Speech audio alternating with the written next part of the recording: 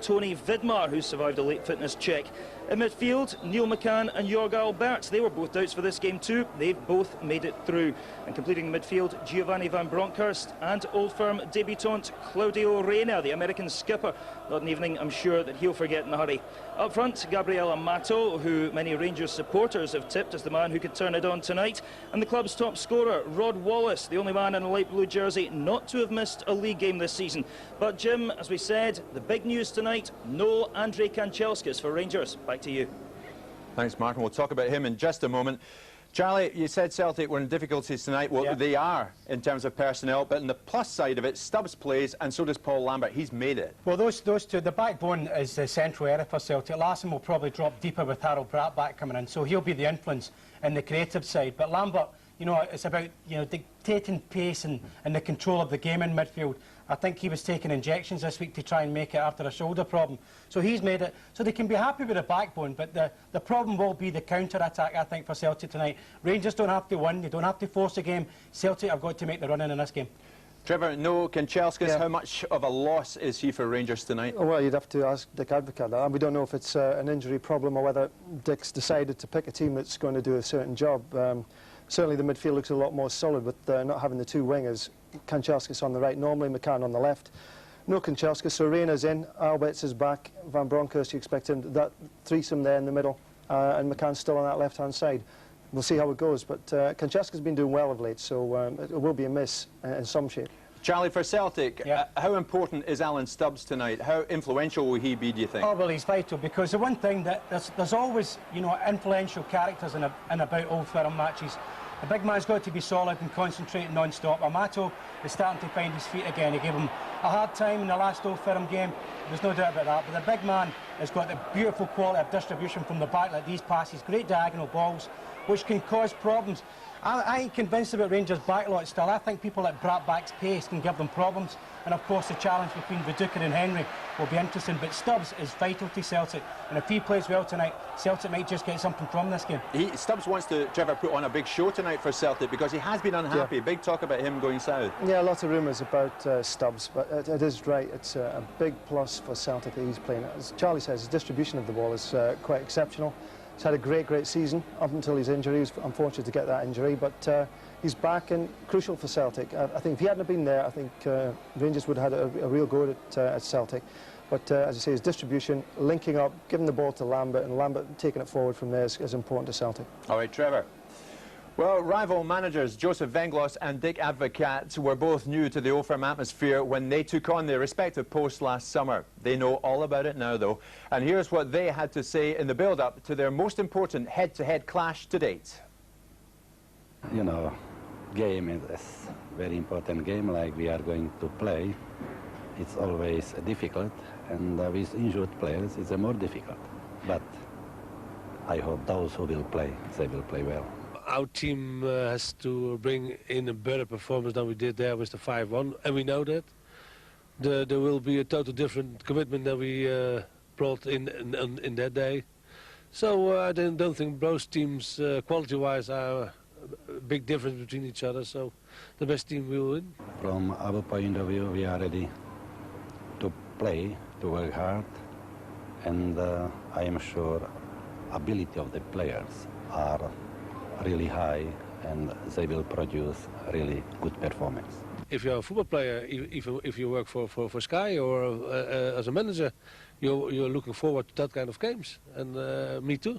They are playing from their professional pride, and their qualities are high, the same opposition, and I think that full stadium, full house, I am sure they will see very exciting and competitive game.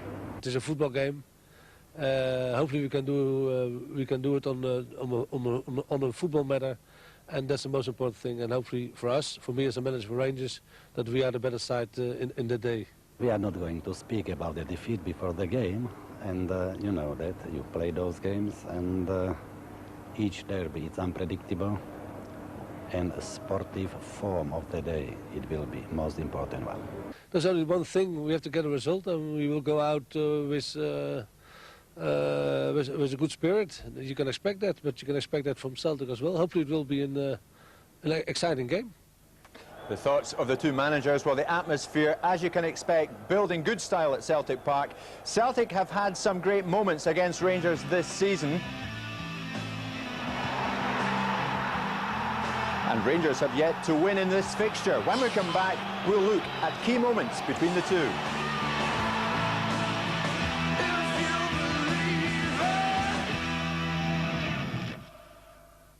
You have to believe me.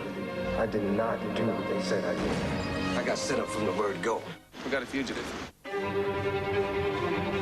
Divide up and search every house, hospital, hotel, back road, and back water for Mr. Mark J. Roberts. This is a ruthless killer who committed murder, and I'd like to listen to you explain why your ruthless assassin keeps going out of his way to let people live.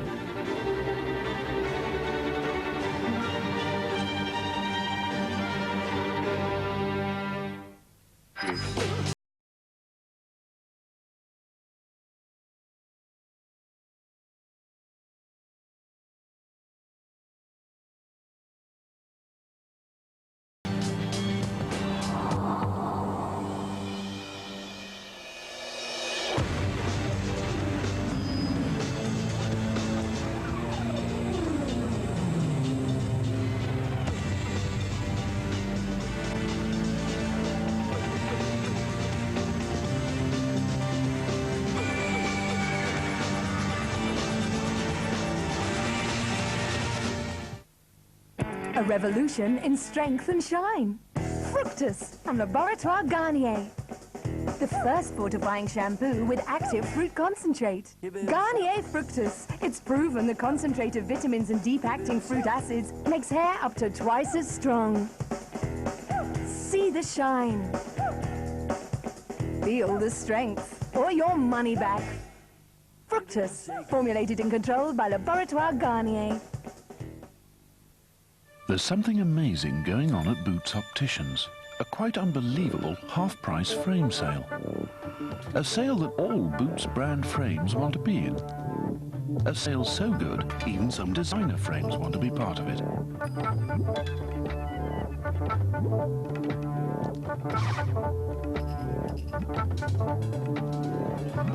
Why not see for yourself before they walk?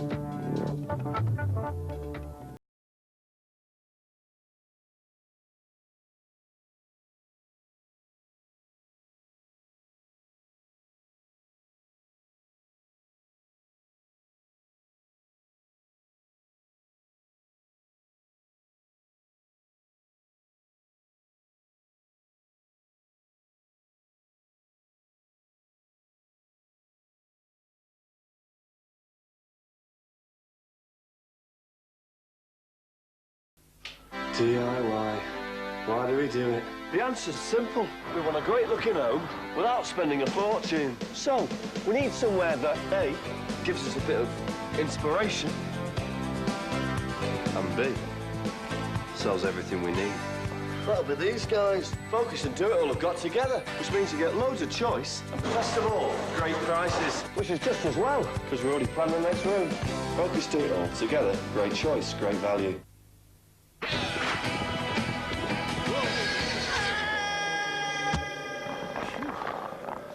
Hi. Because you never know when you'll meet the girl of your dreams, you need long-lasting odor protection. Gillette has created continuous protection antiperspirant for long-lasting protection. Thanks. That keeps you ready for anything.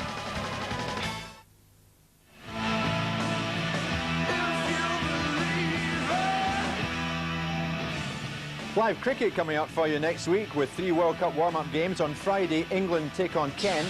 On Saturday, it's Australia against Glamorgan. And then next Sunday, it's England against Essex. 3 games all live, only on Sky Sports. Tonight, the Scottish Championship is on the line when Celtic meet Rangers. And the big names in the game are attracted to Celtic Park tonight for this big match. Alan Shearer, the Newcastle skipper, he's here. Pat Bonner, a great favourite with the Celtic support.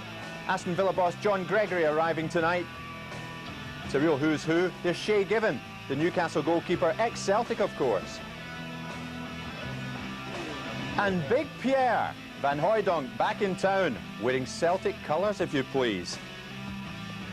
Well, it's one of the oldest fixtures in football. 251 times they've met in the league alone, and Rangers are looking for their 100th win. Just under 2/3 of Celtic's league wins have come at home. Well, Celtic fans, of course, are here in big, big numbers tonight, hugely outnumbering Rangers supporters. And these supporters you're seeing are desperate that their side wins tonight and stops Rangers getting a victory, which would give the title to the Albertz club. Well, the odds are about as tight as you'll ever get, with Celtic just favourites at 11-8. It's 13-8 Rangers, with the draw at 11-5. Who'll score first tonight? Well, Larsson of Celtic is favourite at 4-1. Rangers' Rod Wallace is 5-1. Neil McCann, there's a good bet. He's at 12-1. You'll see that one shortly. Further down the line, Colin Hendry is 40-1, and maybe the bonkers bet, Enrico Annoni. Sorry, Enrico, 80-1 he is tonight. Well, the old firm have met 3 times this season. The first of those came in September. Well, going into that match, Rangers were top with 10 points from 5 games played, while Celtic were lying 4th, 2 points worse off.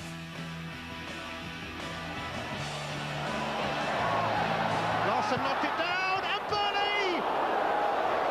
No wonder the hands go on the head. Here's Wallace, and that's a decent cross for Amato!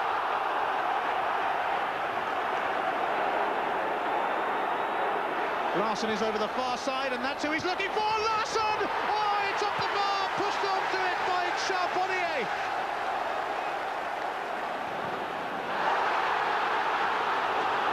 Here goes Albertz, steaming towards goal. George Albertz, he sets up Rod Wallace. Oh, and Wallace was crowded out. Here's Wallace, and here's Amato. And Gould, has he done enough to smother him? He just about has, you know.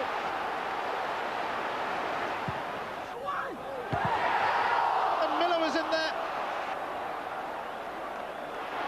Here's Larsson, though. And that's an inviting cross. Missed by Moore. And McKinley! Oh, and Charbonnier with a spectacular save to tip it wide. And Stubbs! Oh! And Ian Crocker, right over the Richter scale that night. 0-0 it finished, Charlie. Yep. But that was different to what we'd seen before, wasn't it? Because both coaches were setting out their stall that night. Well, very much so. I mean, the European influence was there in big fold. I mean, there was something like nearly 40 attempts in goal that night, Jim, for a 0-0 Old Firm game. There was a lot of composure about it. I did feel there was a European influence. I don't know if you felt the same there, Trevor. Well, not only have you got the European coaches, you also got a lot of European players now. You know, when we played, there's a lot less football, I think, in the games, to be fair. There were a lot less football in the games, but now it's so much more open. And in that particular game, as Charlie says, there were so many chances. It was an indicator for the season, really. And it just gone on, and the games that followed have been great as well. Yeah, well, I think they've been constantly exciting, Jim, and I think we'll get the same again tonight. Well, by the time the sides met in November, Rangers had established a 10-point lead. With 14 games gone, they were still top, while Celtic had improved to 3rd place. Rangers were hot favourites, and then this happened.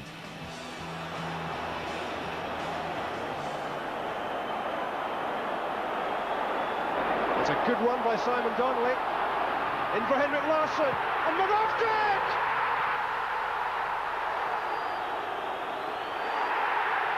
It's a red card. Scott Wilson is sent off.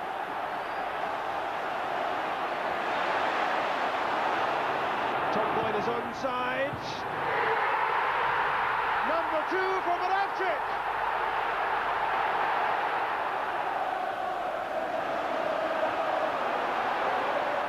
Pass from Donnelly for Hendrik Larsson.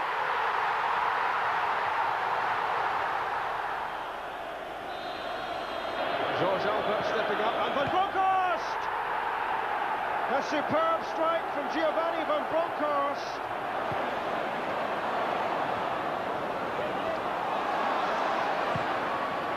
And from Philadelphia and Hendrik Larsson. There's some room here for Hendrik Larsson. Tom Boyd is getting up in support of him. Virgil is there as well. Here's Virgil. That's number 5. Well, these Rangers fans, lucky enough to get tickets into Celtic Park tonight, they don't want to see a repeat of that scoreline. 5-1, Rangers were thrashed back in November. So, Charlie, what happened that night? Because it's only... you so seldom get a result like that, don't you, between these two sides? Well, it's highly unusual, Jim, and there's no doubt before that game, I think, from the Celtics' point of view, we thought Dr. Jozef Vengloš had picked a poor side. And I think although they're under pressure tonight, you can never write Celtic off in these games. But it didn't look a right good side for me that day, and until Scott Wilson gets sent off, it was fairly even. They were fairly well matched, but once he was sent off, Celtic were absolutely fantastic. Brattbakk in particular was impressive. Porrini found it really difficult to tie him down, and then Celtic really ran riot. And Trevor, in terms of a learning process for Advocaat, this was a huge one for him after that. 5-1, back to the drawing board. Well, it was a real bolt out of the blue. You could never predict that. You were quoting the odds for this game before. I mean, what does it matter? You know, who would have bet on a 5-1 result then? Yeah, it was a learning curve for Advocaat. He's going to go back there. He doesn't want that to happen again. Rangers have got the comfort of knowing they've got games after this where they can win the championship. But they don't want to go to Parkhead and disappoint. They've got to be a lot better. And, of course, the Scott Wilson incident was crucial. OK, well, at New Year, the gap was still at 10 points. With 20 games gone, Rangers were still top, with Kilmarnock clinging to second, and Celtic in third. Bronckhorst with the corner. Oh, and it's off the line.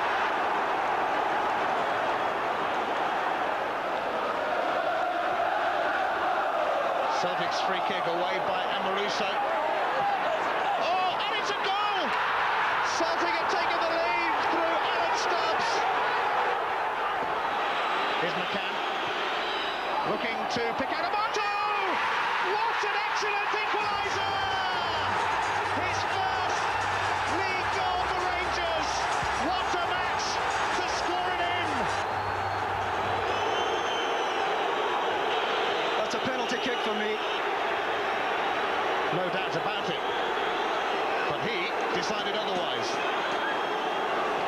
This is Amato. Oh, Amato! Sensational skills, and still he goes, and Wallace! And Rangers are in front!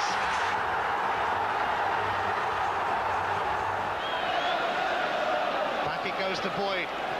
Brattbakk, it runs through here to Phil O'Donnell. Back to Brattbakk! Off the crossbar! And Larsson for the rebound! Yes, it's in! Incredible! Hendry has made it 2-2. In it comes from Brattbakk. Stubbs his header off the bar.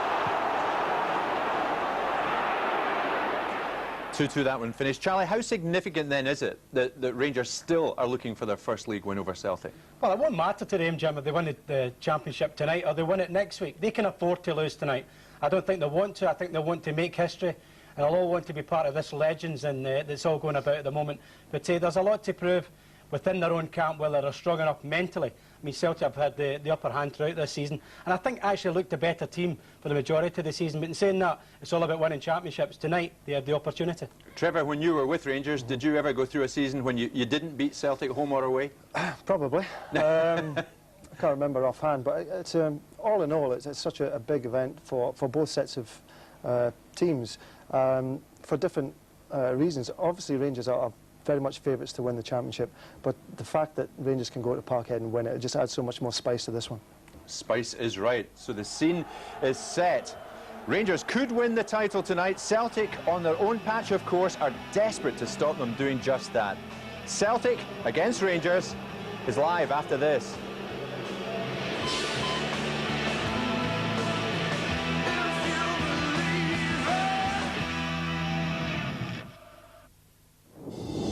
They come from all walks of life. We just point them in the right direction. We encourage them. 10,000, 3,000, 400, 100. It all helps. Through you, the National Lottery raises over £30 million a week for a range of causes, including £140,000 to improve facilities at the Terence McMillan Stadium in London. Could this track produce a few more winners? Maybe. Just maybe. To find out how your area benefits, call 0845 910 0000.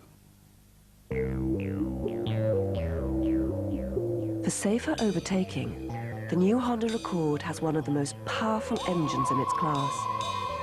And yet, it's so quiet, it's as if it weren't there. The new Accord. Technology you can enjoy from Honda.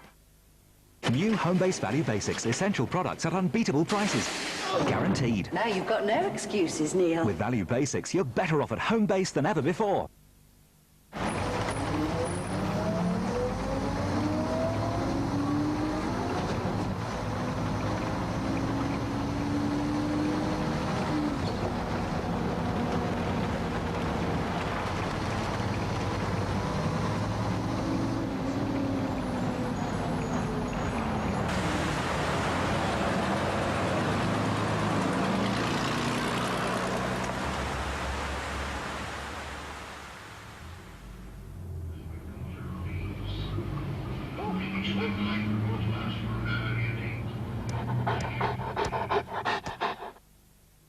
Stargate SG-1.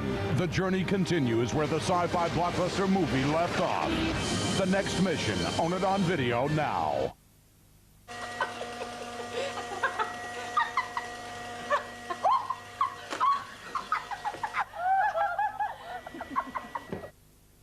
The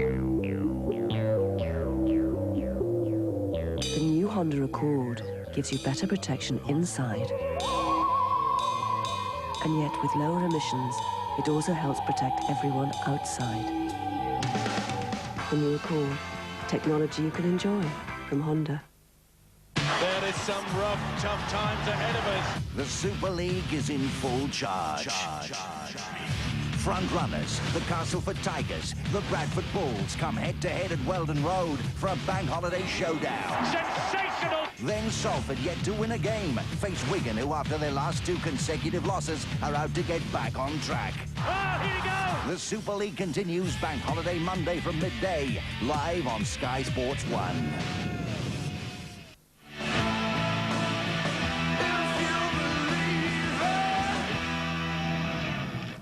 What a match about to kick off. Celtic against Rangers. Charlie Nicholas, how is it going to go tonight? I think Rangers might sit in defensively and hit in the counter-attack. I think it'll be a 1-1 draw tonight, Jim. Trevor Stephen? Well, decimated squad for Celtic. I think that plays into Rangers' hands and I'll go for a Rangers win. OK, Celtic Rangers. Let's join our commentary team, Ian Crocker and Davy Provin. Thank you, Jim. Well, before we get going, you may all like to pause for breath. There's a good chance you won't be able to again for about 90 minutes or so. Because the deadliest of deadly rivals, the Giants of Glasgow, are about to collide. Celtic are utterly decimated by injuries, with Gould, Blinker, Burley, McNamara, McKinley and Mialby all amongst the casualties.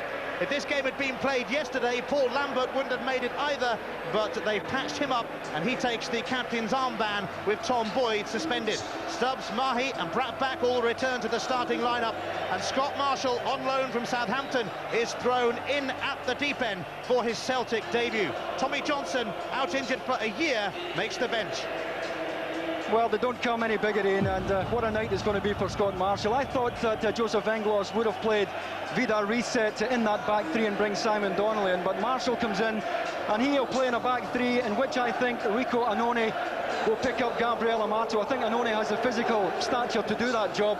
Further forward, I think Wieghorst and Lambert, although Lambert, we're told, isn't 100% fit, will be absolutely crucial. They'll go head-to-head with Albertz and Bronckhorst, and I think the outcome of that contest will really have a great bearing on this match. The real problem, though, for Rangers tonight is what to do with this man, Hendry Larsson. Normally plays one of a front two, playing in the hole tonight, much in the same position that Rod Wallace will play for Rangers, and it gives Dick Advocaat a decision to make. Does he let Larsson roam in that area, or does he go man for man on him? There's no Andrei Kanchelskis for Rangers. He's suffering from a virus, but Neil McCann, George Albertz and Tony Vidmar have all recovered from injuries. Gabriel Amato, not surprisingly, keeps his place after a man-of-the-match performance against Aberdeen last week, and he was an inspiration too in the New Year Old Firm derby. American international captain Claudio Reyna gets his first taste of an Old Firm derby.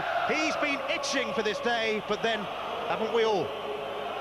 Yeah, looks to be a straight 4-4-1-1 system by Dick Advocaat. He finished with a 3 against Aberdeen last Sunday, starts with a 4 tonight, and I would expect to see Colin Hendry pick up Marco Viduka. We know the physical presence that Viduka has, and we all saw what a marvellous job Hendry did on Oliver Bierhoff in Bremen in midweek. I think Hendry will pick him up. This man here, Claudio Reyna, we're told was an anchor man in midfield.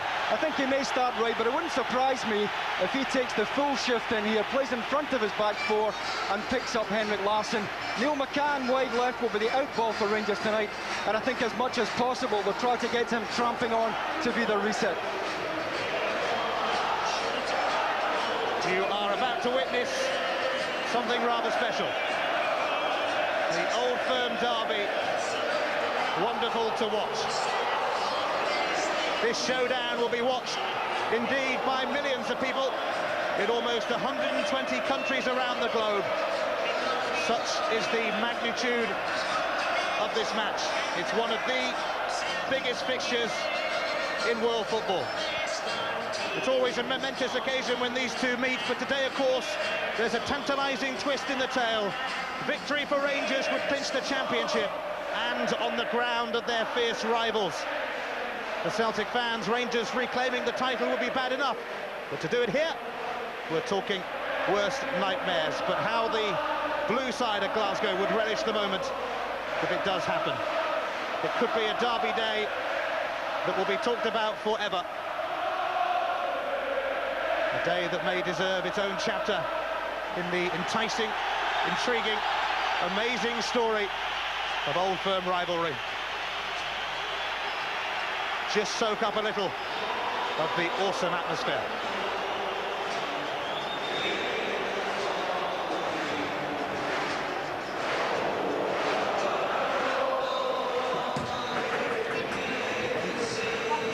Prepare yourself for Britain's biggest club match at Britain's biggest club ground.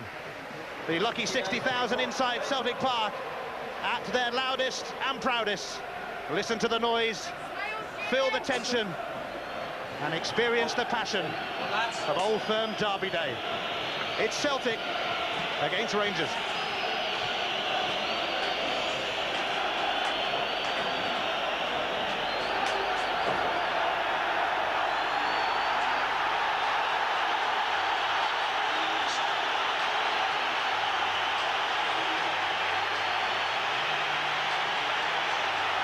Evening is upon us.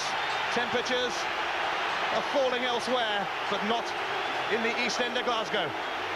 Oh no, temperatures here are rising and rising and rising. Henrik Larsson is Scotland's Player of the Year and Sweden's Player of the Year. 38 goals, but only 1 in the last 4 games. That's a barren spell by his supreme standards. Rangers, though, will dread the dreadlocks today. Rod Wallace has enjoyed his best scoring season ever, 26 in his first season in Scotland. Is he about to add a Scottish title to the English title he won with Leeds United? What a day to make your debut. Scott Marshall, on loan from Southampton, takes his Celtic bow. It's only his 3rd appearance of the season. In his 2 games for the Saints earlier in the campaign, he managed to score a goal in each. Sadly, they were own goals. Hugh was in charge of Rangers' last league victory over Celtic here, on their way to 9 in a row a couple of seasons ago. 8 yellow cards, 2 red cards in that game. Just your typical Old Firm fare. He'll also referee the Scottish Cup final between these teams at the end of the month.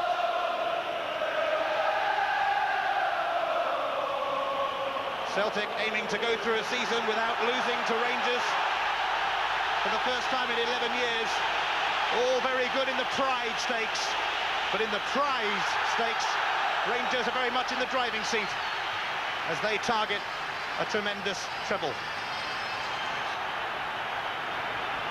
There's no point getting comfortable in your seat, by the way. You'll only be using the edge of it. In 1967, Rangers drew with Celtic at Ibrox, a result that meant Celtic clinched the title. 32 years on, is it payback time? And a free kick for Celtic will be fouled by Reyna on Wieghorst.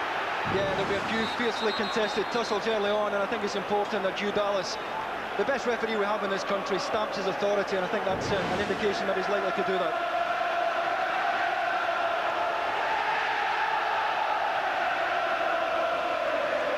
Mahé taking on Porrini. Reyna there as well. Still Mahé. Obstruction on Van Bronckhorst by Wieghorst. Yeah, he was never getting to the ball and made an early decision to body check Van Bronckhorst. I don't think it'll be long before Hugh will produce a yellow card. I think they'll want to give an early message to the players here tonight. There's only so much he's going to let them away with. It's going to be fast, fierce, but fascinating. Mahé. Viduka. Up towards Brattbakk.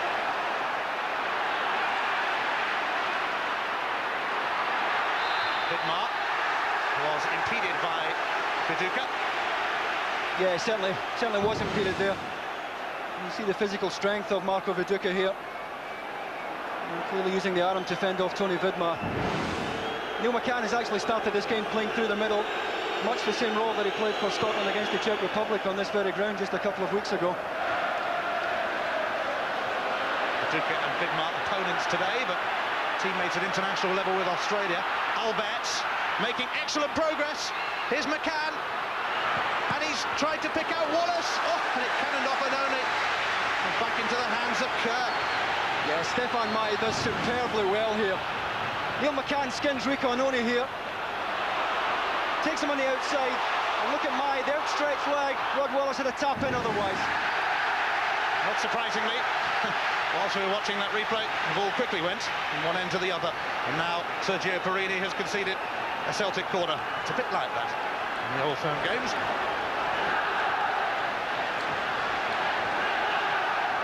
Stefan Klos, who hasn't looked at his most comfortable on crosses, has the likes of Stubbs to contend with here. Wieghorst prepares to swing the corner in. But he won't be able to do it yet because the referee has spotted a bit of over-the-top jostling.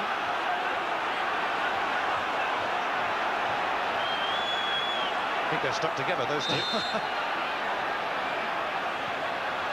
Wieghorst, in the end, saw his corner cleared by Amato.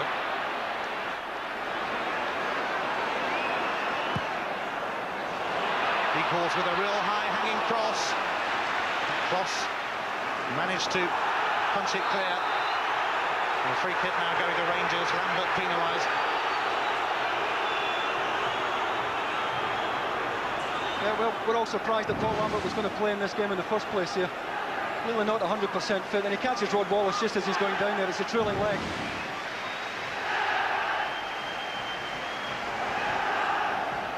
To Joe Vengloš, unbeaten against Rangers this season. It's 11 years since Celtic managed to go through a campaign without losing to their arch rivals in the league. A Dutchman won the title last season, of course. That was Johansson with Celtic, and Dick Advocaat follows suit with Rangers. Well, he's been under real pressure. If you spend £56 million to win the Scottish Championship and you come up short, you're going to take some stick in this town, I'll tell you. And he must have been feeling the pressure in recent weeks.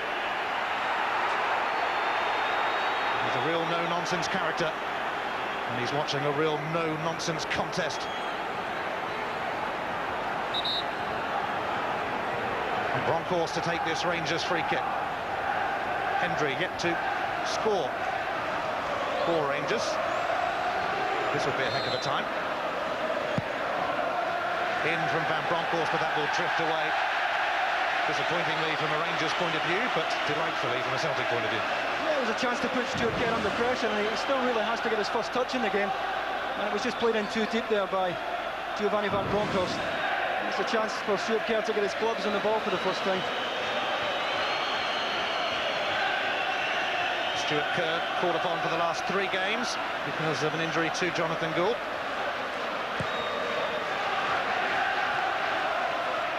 Nudged on by Larsson.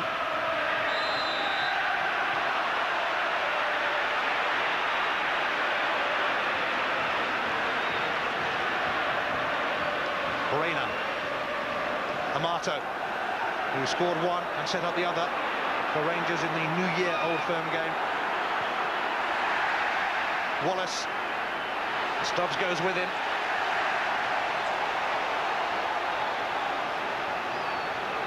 Yeah, he looked sharp enough here, Alan Stubbs, on Rod Wallace with the challenge. But one of just a number of Celtic players who must be short of full match fitness. Porrini's long throw. Porrini again. Ball won back fairly. Larsson unable to make much progress. McCann. Stubbs being watched by the Aston Villa manager John Gregory today.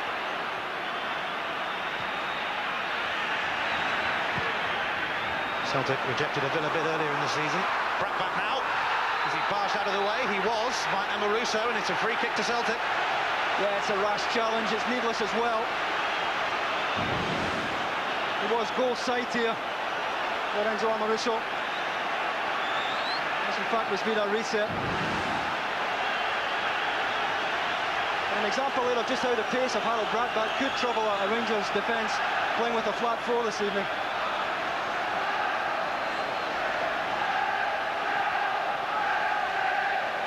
Plenty of big men in the box for Henrik Larsson to aim for. The likes of Viduka and Wieghorst and Brattbakk and Stubbs. It's towards the far stick. Just flicked away by Van Bronckhorst. A Celtic throw. And that's an easy catch for Stefan Klos. It's the usual frantic fare so far. Magnificent to watch. What's he like to play in? I'll tell you what, it's almost impossible to describe Ian, and you never become immune to this fixture or this atmosphere. It really is special, and even driving through the town tonight, you knew there was something special on. And once again, Dick Advocaat has foxed us all by playing Neil McCann through the middle. For a man who normally relies so much on natural width, he's sacrificed it completely tonight with Neil McCann playing through the middle, and of course the absence of the Andre Kanchelskis because of a virus. Totally changed Rangers' side this evening. Mistake by Riseth, though. Has given Rangers possession with Porrini. Hendry, magnificent for Scotland in Germany in midweek. McCann. Celtic fans near him cried handball. McCann's got away. And he gets there. Stubbs.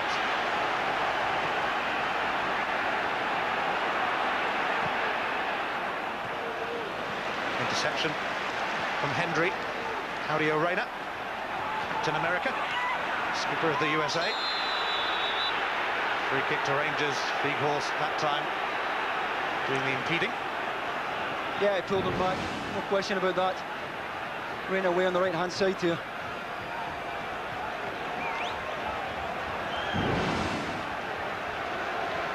Dallas just having a word with Morten Wieghorst, who I think will find the pace of this game pretty testing in the early stages, at least. Still on the way back to full fitness.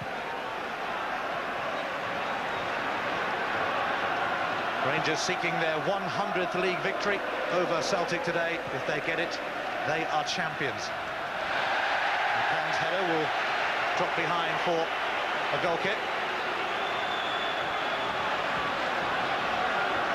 In the previous 3 Old Firm meetings this season, we've had 2 draws and a rather famous Celtic victory by 5 goals to 1. A result that would have hurt Dick Advocaat.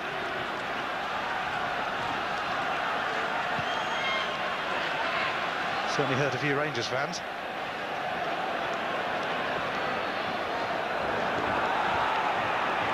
Mahé finally realised it was coming through to him. Enrico Annoni.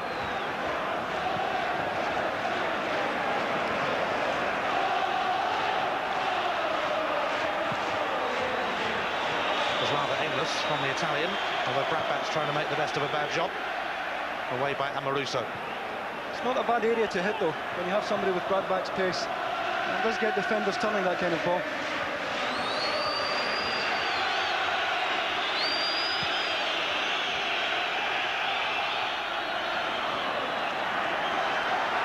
Viduka. Wieghorst trying to escape the crowd of Rangers players around him. Stubbs. Scott Marshall. That's a picture of a pass that Larsson can sneak in. Vidmar just did enough, and is assisted by Bronckhorst, who takes the direct route up to Neil McCann. And Annoni is alert to his presence. Yeah, Annoni seems to have been given the marking job on Neil McCann. And given McCann's form recently, it's going to be a demanding night for him.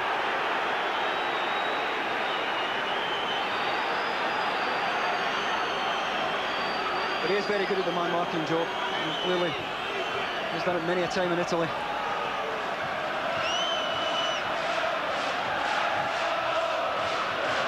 Celtic's 5-1 win here in November. It's their biggest victory over Rangers for 33 years.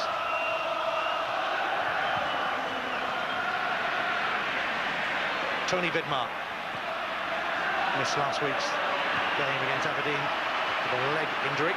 Bronckhorst slides it through here to Wallace, and it's in from McCann, and Rangers have the lead. And are they edging towards the title? Neil McCann is buried underneath his celebrating teammates. Yeah, it all came from a good early ball from George Albertz to release Giovanni van Bronckhorst here on the left. Wallace wanted it in behind and got it, and nobody picked up Neil McCann at the front post. And although he's stretching, it's well controlled. All he's trying to do is get it on target, and nobody picked up McCann's run to the front post there. A well-worked move by Rangers, and a good finish from Neil McCann, who looks as sharp as a tack tonight.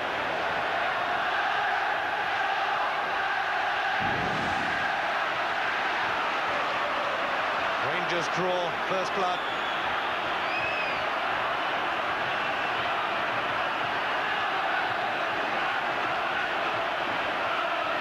Vidmar.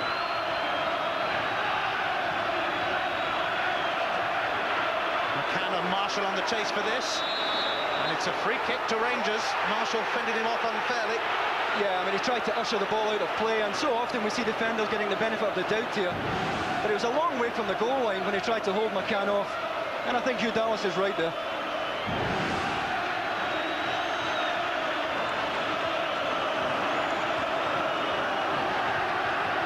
Reyna will take this free kick, and Celtic on the rack a little bit here. Already a goal down and having to contend with this. Although, to be fair, it wasn't much to contend with in the end.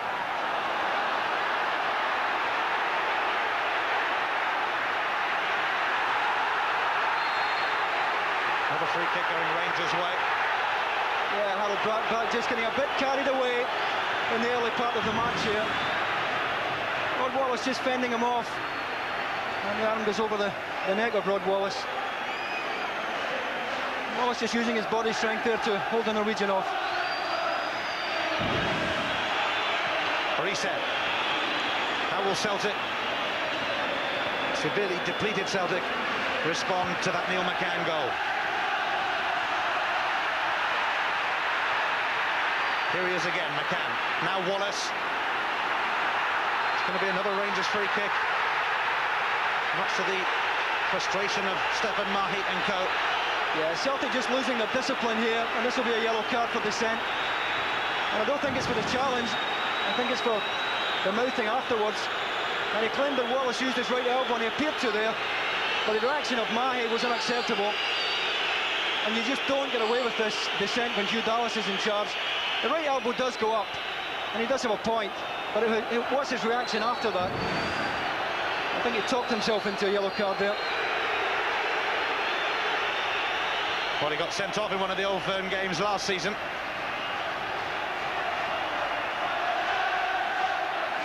Definite dissent from Mahé. First yellow card of the game. There's a chance there might be some more.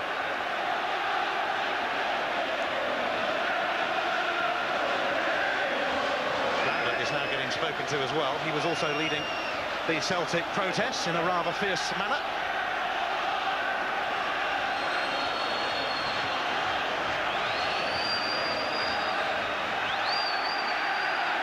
Albertz lining this one up.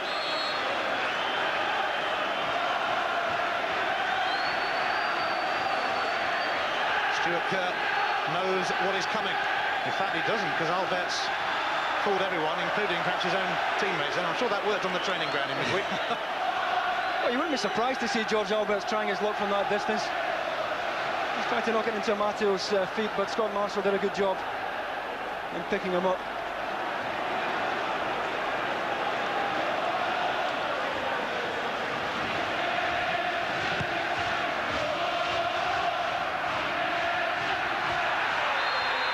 This time, it goes Celtic's way for Albert's challenge.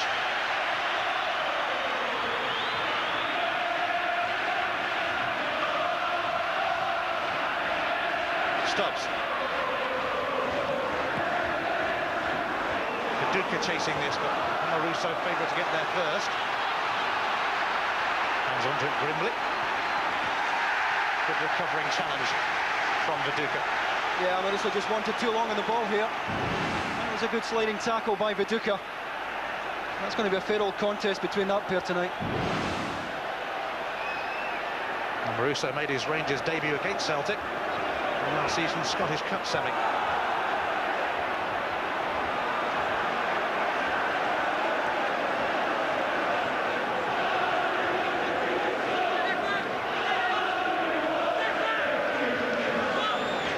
Goal by Neil McCann, the 116th Rangers have scored in all competitions this season. Only one club in Britain has managed more. Manchester United with 119. Albertz.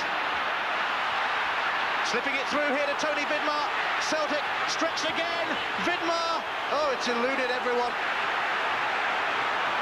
Oh, what a chance, Rangers getting to the byline again. And it was Riseth that was caught with the ball inside them there.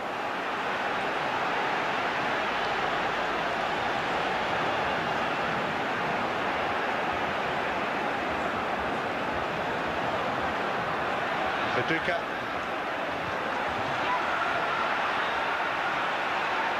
Albertz. Lambert's challenge.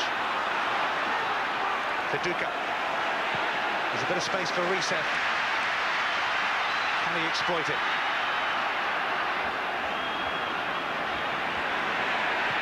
Mahé. Mahé. He's inside Porrini. Step of Mahé.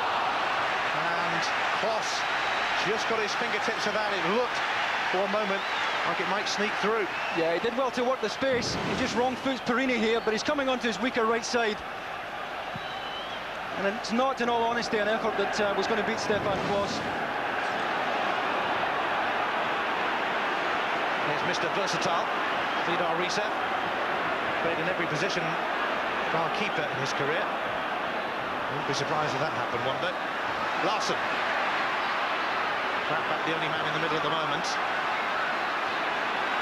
Viduka, and here's Wieghorst! Oh! A matter of an inch, perhaps. Well, he timed his forward run to perfection here. And he's in behind Tony Vidmar. Stefan Klos closes him down quickly, but he has to hit the target there. He has to at least Stefan Klos make a save, and he's dragged it wide. But more encouraging from Celtic, both in the chance that Stefan Mahé had a moment ago, and now Martin Wieghorst.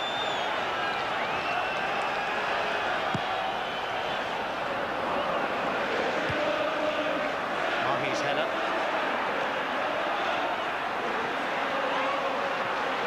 Lovely touch that from McCann.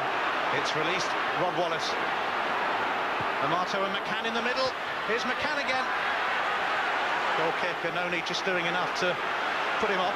It's a great front post run again, though, from Neil McCann. As the ball comes in, he's stolen a yard on Annoni, and although he doesn't get it on target, he's under pressure from the Italian.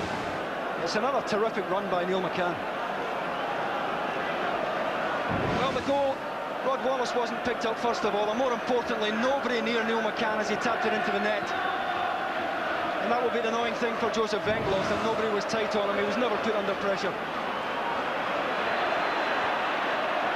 George Albertz. Giovanni van Bronckhorst.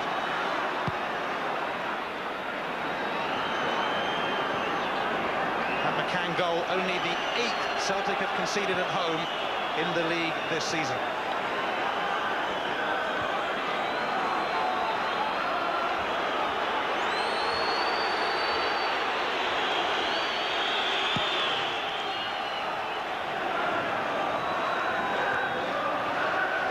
Larsson. Riseth. Viduka. Tussling and tangling with Amoruso again. And Viduka's won that particular duel. He then had to step past Vidmar. He couldn't quite manage.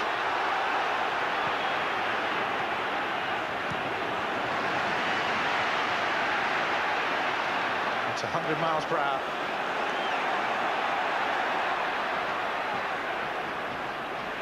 Wieghorst. Just got a little too much on it for Mahé, but he will get there. Not to any great effect, though. Yeah, Martin Wieghorst just asking too much of his wing back there. The side flag immediately went up. I will be disappointed in the manner the goal was lost. Nobody picked up Rod Wallace. And Neil McCann was unchallenged when he finished it off.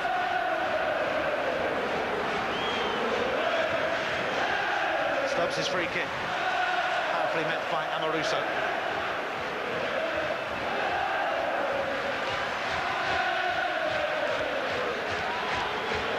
These two meeting at the start of May, as they will at the end of May in the Scottish Cup final at Hampden Park. Brattbakk. Mahé.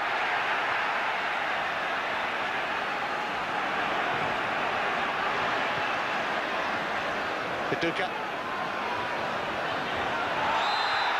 Free kick, and it's going to be a card for Amoruso, is it? No, it's... might be a little warning, maybe. Yeah, that's the danger for Lorenzo Amoruso, that he gets a yellow card early on, and he doesn't take any of the ball there. And the fear for Amoruso would be, if he were to pick up a yellow card, could he get through the rest of the contest with Viduka without being shown a second one? Well, he wasn't shown a card that time, but the offence would have been noted. Larsson's free kick. Brattbakk was the nearest man to it, but it was headed away by Hendry. Annoni. Lambert. Marshall. Riseth. And Riseth has got away from Van Bronckhorst, and he's delivered a decent cross. Stubbs is in there. Straight into the rather grateful gloves of Klos. Yeah, he had Marco Viduka at the back post. Riseth does well to get away from Van Bronckhorst. A good deep cross. And look at Viduka at the back post, completely unmarked. And Stubbs just couldn't find the angle to put him in. Stefan Klos under no real pressure there, but Marco Viduka knew that had it been squared to him, it would have been an easy chance. Albertz.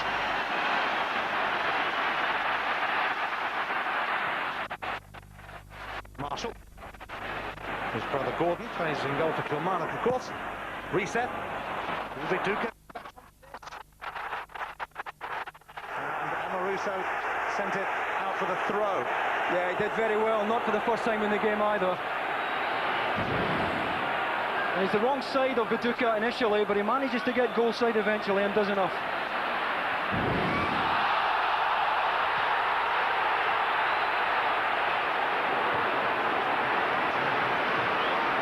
Stubbs. Recently returned from a bad ankle injury. Mahé back from injury himself. Brattbakk. Wieghorst. Brattbakk. Stepping his way through, Brattbakk. Perhaps trying to be a little too ambitious.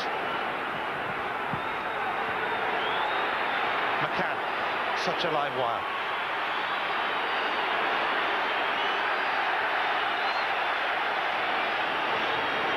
McCann's magnificent efforts appreciated by the Rangers fans. Albertz broke his toe a couple of weeks ago, but you have to have more than a broken toe to miss out on a game like this.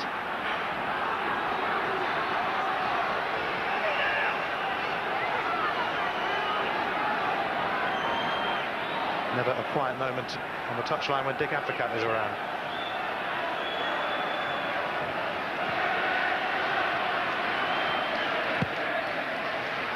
Kerr's clearance goes straight to Porrini.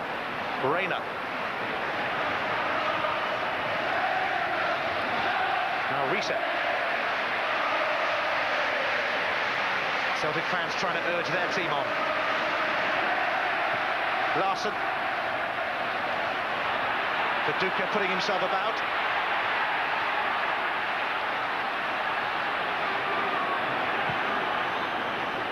Larsson. That was a little awkward, but Stubbs will get there.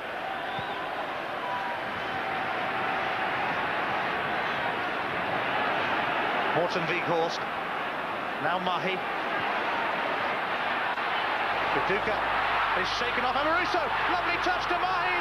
And the flag is up for a free kick. The flag went up. Well, the flag went up early, I thought, for offside here. And it is offside, I think. Good reverse ball here from... And it's very, very tight, very tight. Tony Vidmar may have been level with him. I think he's fractionally offside.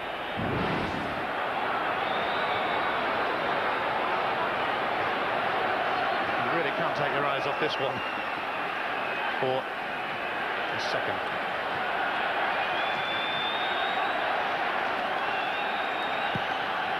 Rangers champions 47 times. Celtic 36.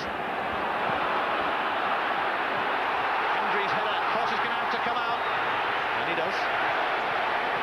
Yeah, he's always quick enough off his line, Stefan Klos. He's more or less as a sweeper at times. Wallace just overran it, and that allowed Marshall to make the challenge. And Bronckhorst steamed in, mind you. Vidmar deciding on a change of scenery. Out he goes to the right, and Porrini. Amato. Wieghorst getting stuck into him. And the outcome of that little skirmish is a Rangers free kick. Yeah, you just don't get this kind of time on the ball in this particular match.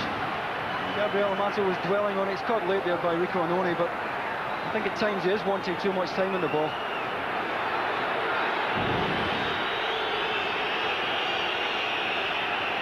Amato, a big favourite with the Rangers fans.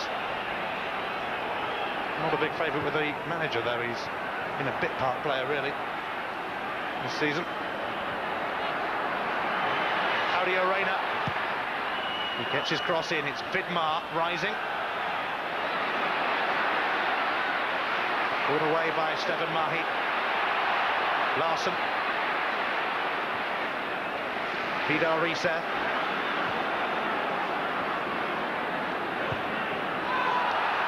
Late challenge then by Vidmar on Riseth is going to bring a cut. Yeah, and he's unhappy about it, but he certainly did catch Riseth late here as he switched the play from one side of the pitch to the other. Just plays it away here with the outside of his right foot.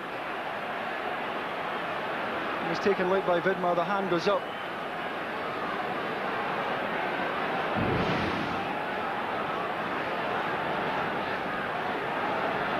Well, Riseth.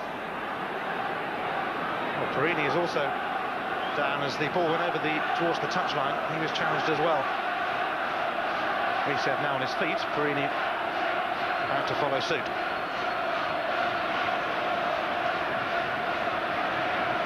Two bodies sprawled out. Pretty normal, really, for this game. Well, every 50-50 is so fiercely contested. And so far, I think Hugh has handled it all superbly well.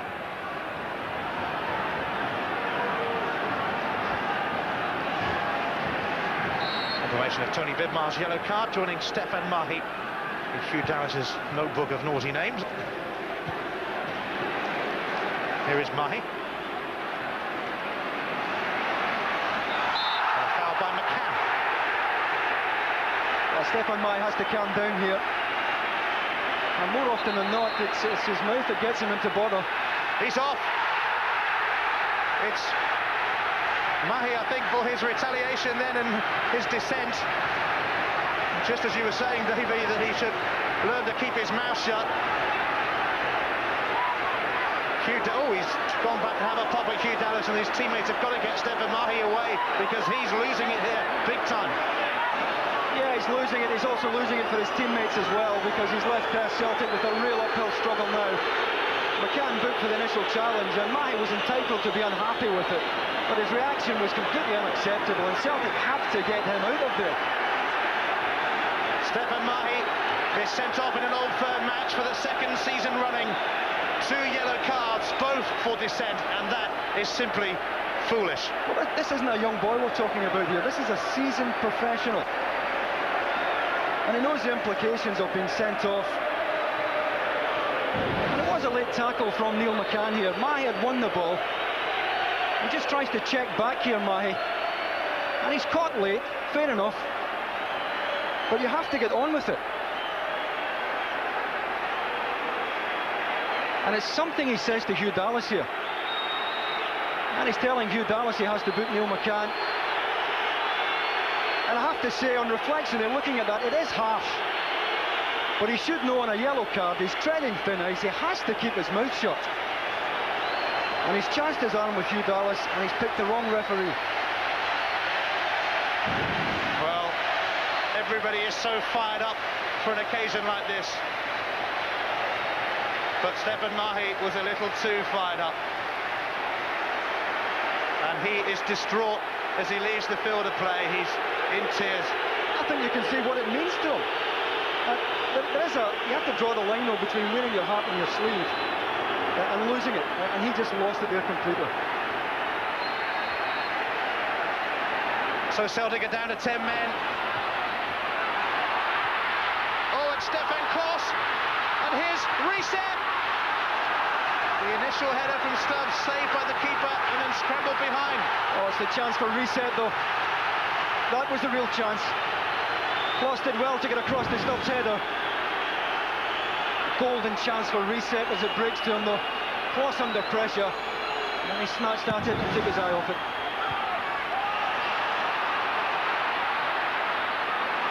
Well, this is a game that always lives up to its billing. Extraordinary excitement. 10 men Celtic, trailing Rangers. It's a rewrite of the script 20 years ago, Ian, when Celtic clinched the title here with 10 men against Rangers.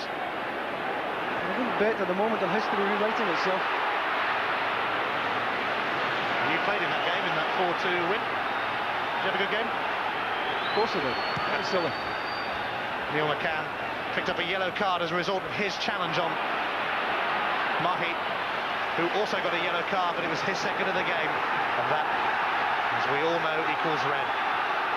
And Mahé looked ready, really, to almost assault Hugh Dallas.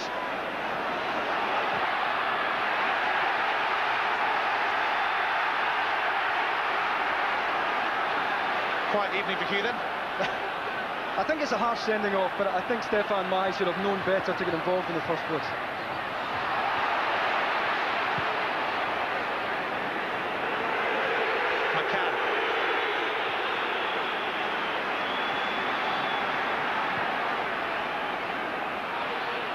It drops here for Harold Brattbakk.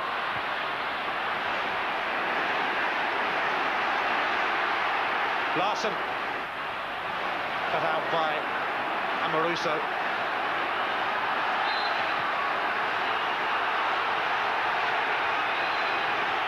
Well, it's been remarkable stuff so far, and it promises to get even more fiery.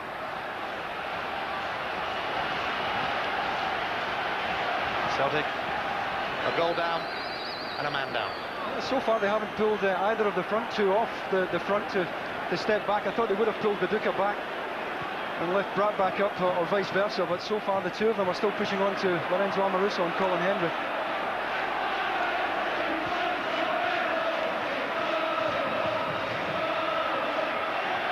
Marshall. Riseth.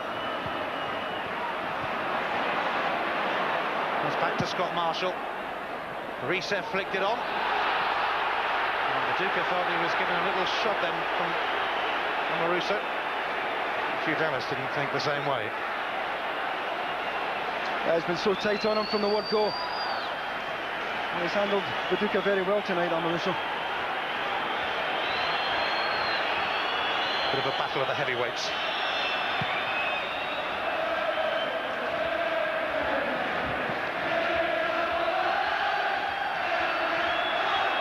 Porrini. Brattbakk fouled in then.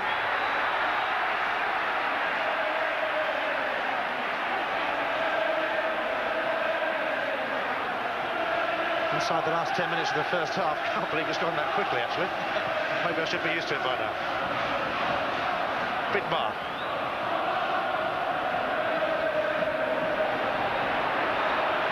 Albertz.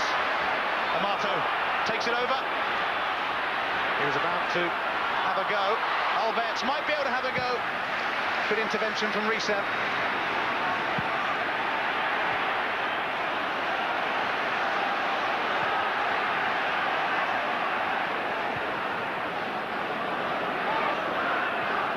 Riseth smuggled it through to Larsson. Looking for Brattbakk. It's going to drift away though. Yeah, Brattbakk had made a good run, but he just got the angle of the delivery wrong.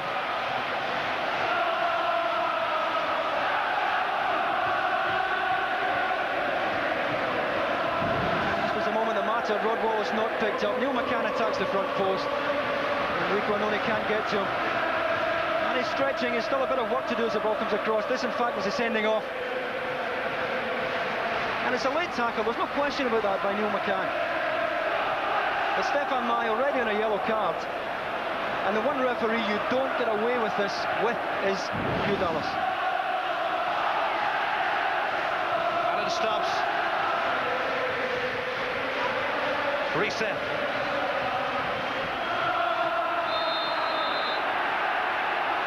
And Amato and Riseth squaring up to each other now. Hugh was very quickly in then, brushed them both out of the way.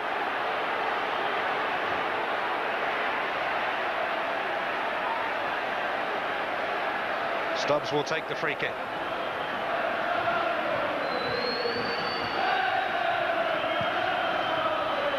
It wasn't one of his better ones.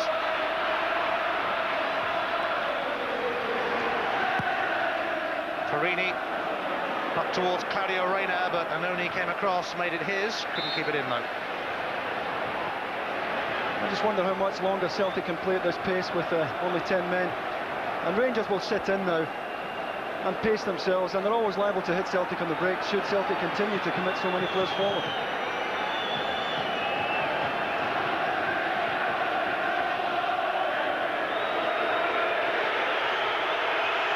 Well, in the 5-1 Celtic victory here in November, Rangers had a player sent off in the first half, Scott Wilson. This time around, it's happened to Celtic with Stefan Mahé ordered off. 2 yellow cards, both for dissent, and that really, when you're playing professionally at this level, is ridiculous.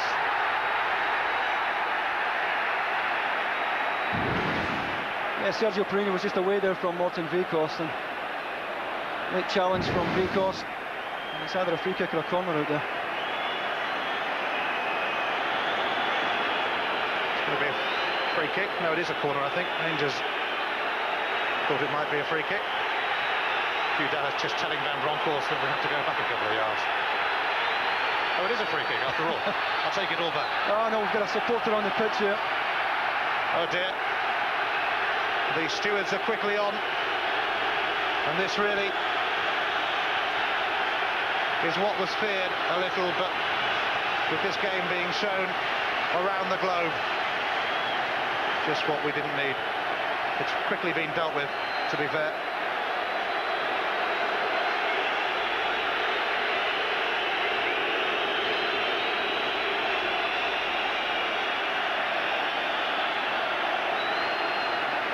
It is a free kick.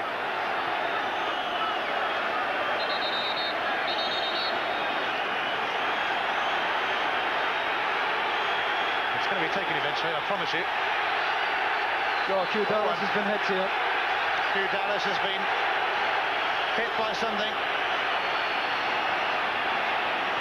And these are shocking scenes at Celtic Park. Well, they put us all to shame, these scenes, Ian. And however hard we try to clean it up, the atmosphere at this fixture is nothing short of poisonous at times. And if you have people as irresponsible as this, what can you do with them? And Hugh Dallas out there for 250 quid or whatever, and he hardly deserves that, does he?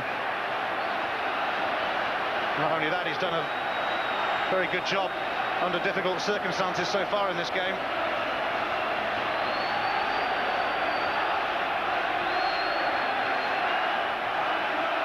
And that is a real nasty gash for Hugh Dallas.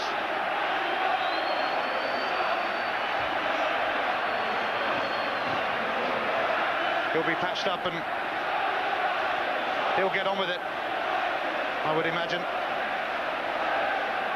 Well, returning to football matters, a reminder that tomorrow we go from the top two in Scotland to the bottom two. Hearts against Dunfermline. A vital contest in the battle for survival. 5 o'clock, Sky Sports 1 tomorrow.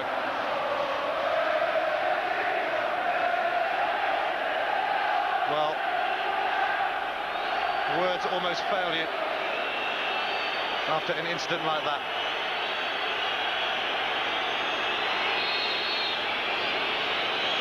And Bronckhorst with the free kick. And a penalty has been given, I think. Vidmar went down. Riseth challenge on him, and a penalty.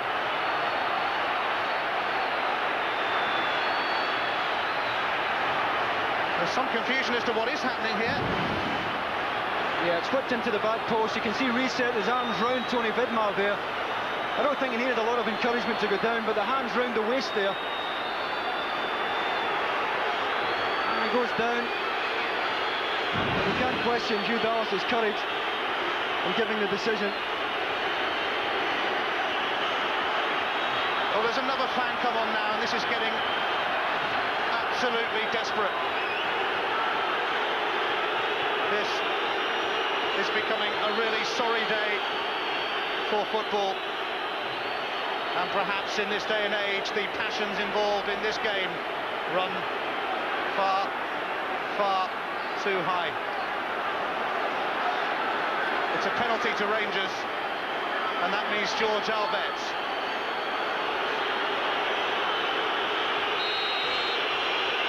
Up steps the hammer, but he doesn't hammer it.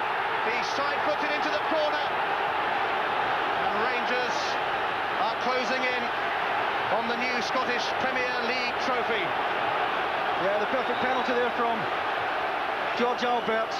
Didn't go for power, went for precision this time, and just knocked it inside the left-hand post. Fine penalty. Stuart Kerr guessing the wrong way.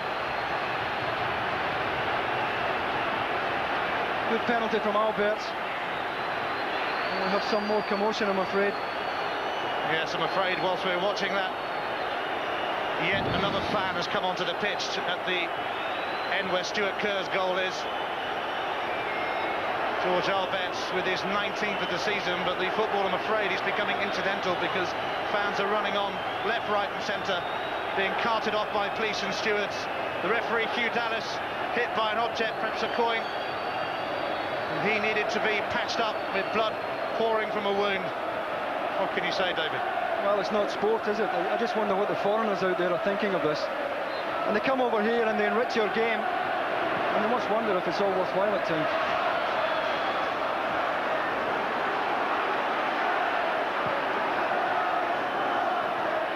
Rangers are heading towards the championship here, but remarkably, that might not make the headlines.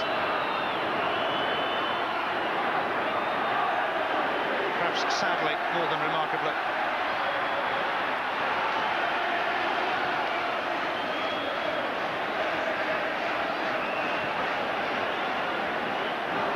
Here's Scott Marshall.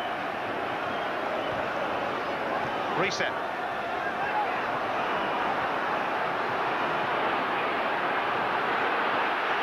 McCann.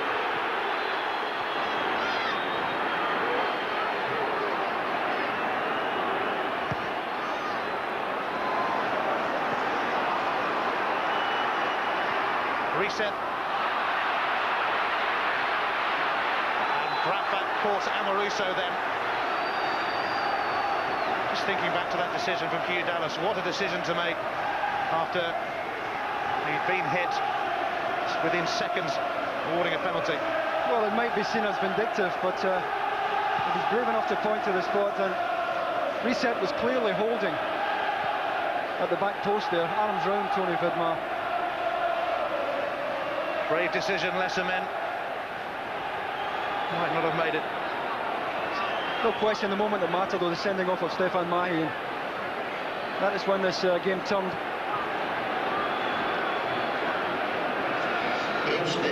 Here's Gabriel Amato. There's a public address announcement being made asking the spectators to stay off the field, and let's hope that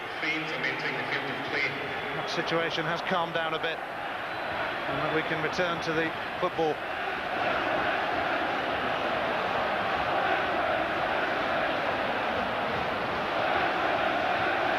On time in the first half.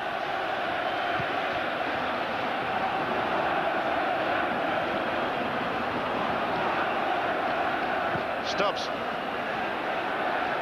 Away by Amoruso. Marshall.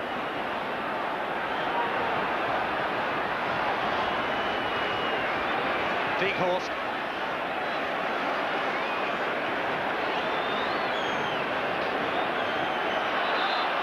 Was a handball by Rod Wallace. Yeah, Celtic need one before half-time if they're to have any chance at all.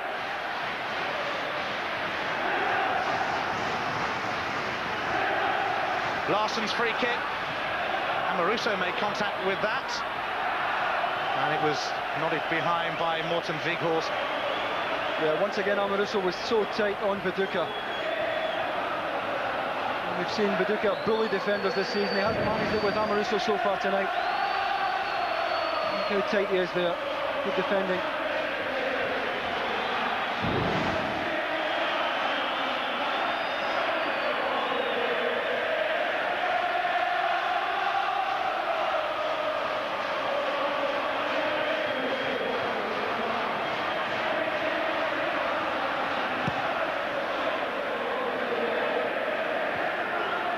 Horse header that time.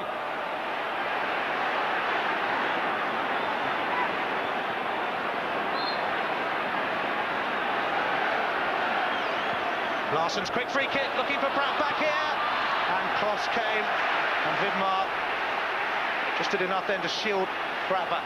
Yeah, it was a good run from Brattbakk.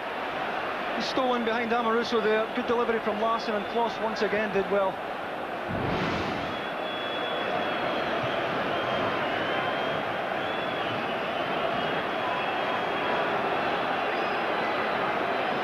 Lambert, Celtic's captain for the day in the absence of the suspended Tom Boyd. Riseth.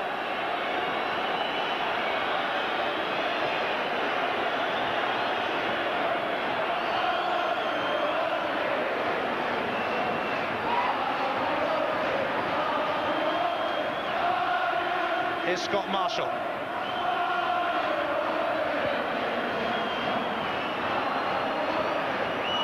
These two teams between them have accounted for the last 13 Scottish championships. Rangers with 10 of those, of course, as the whistle goes for half-time. And sadly, for Scottish football and the game in general, Hugh Dallas, the referee, was hit by an object, it seemed, and he needed treatment with blood streaming from a head wound. Several fans ran on the pitch, but let's concentrate on the football aspect here. Rangers have the title in their sights after Neil McCann prodded in Rod Wallace's cross. And then just after Hugh Dallas had been hit and had treatment. He made a very brave decision of awarding a penalty for Riseth's challenge there on Vidmar. George Albertz was cool, calm and composed. Not many others have been, sadly, inside Celtic Park this evening. At half-time in this old firm derby, it's Celtic 0, Rangers 2.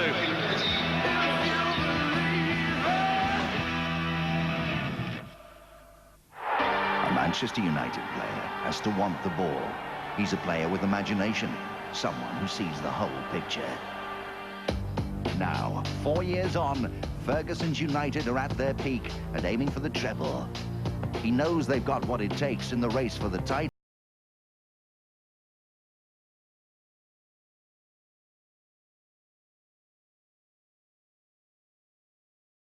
At 7 live, Sky Sports 1. I'm part cosmetic consultant, part sculptor. My art lives, it moves. Implants, nasal refinement. You can defy the aging process.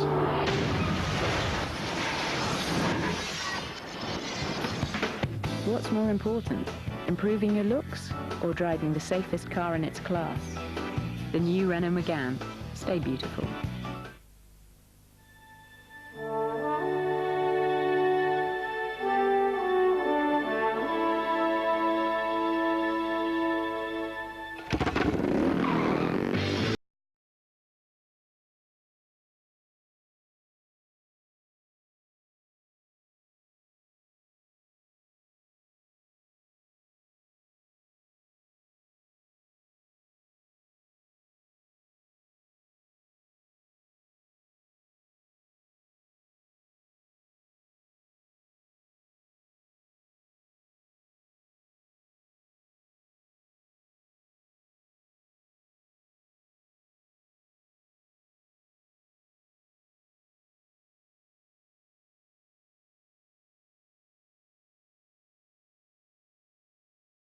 Hey, I've got an idea.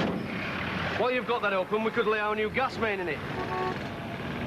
What a good idea. That would save digging a road up again and causing the public more inconvenience. Excuse me, mate. You won't mind if we stuck a cable in there at the same time, would you? The more the merrier. I've got a phone line. Anyone else? How refreshing. How Heineken.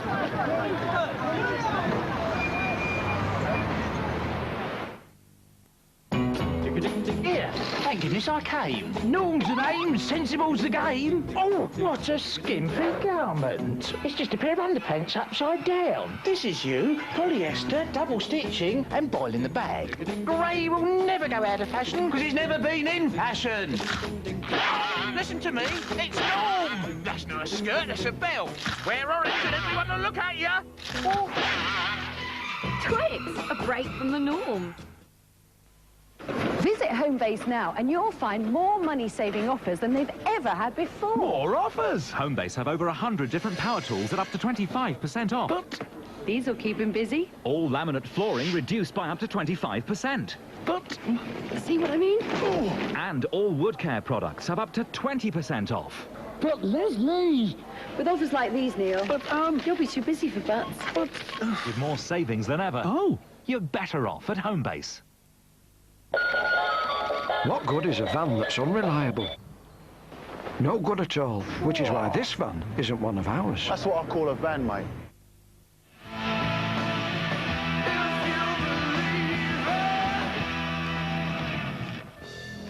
A big day of live sport coming up for you tomorrow. There's live Super League at midday, Castleford against Bradford, and live cricket at 1:30, Hampshire against Warwickshire.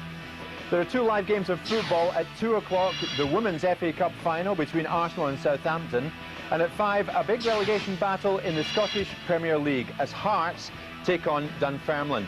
And at 8 o'clock, more live Super League, Salford against Wigan. So over 15 hours of live sport coming up for you tomorrow here on Sky Sports.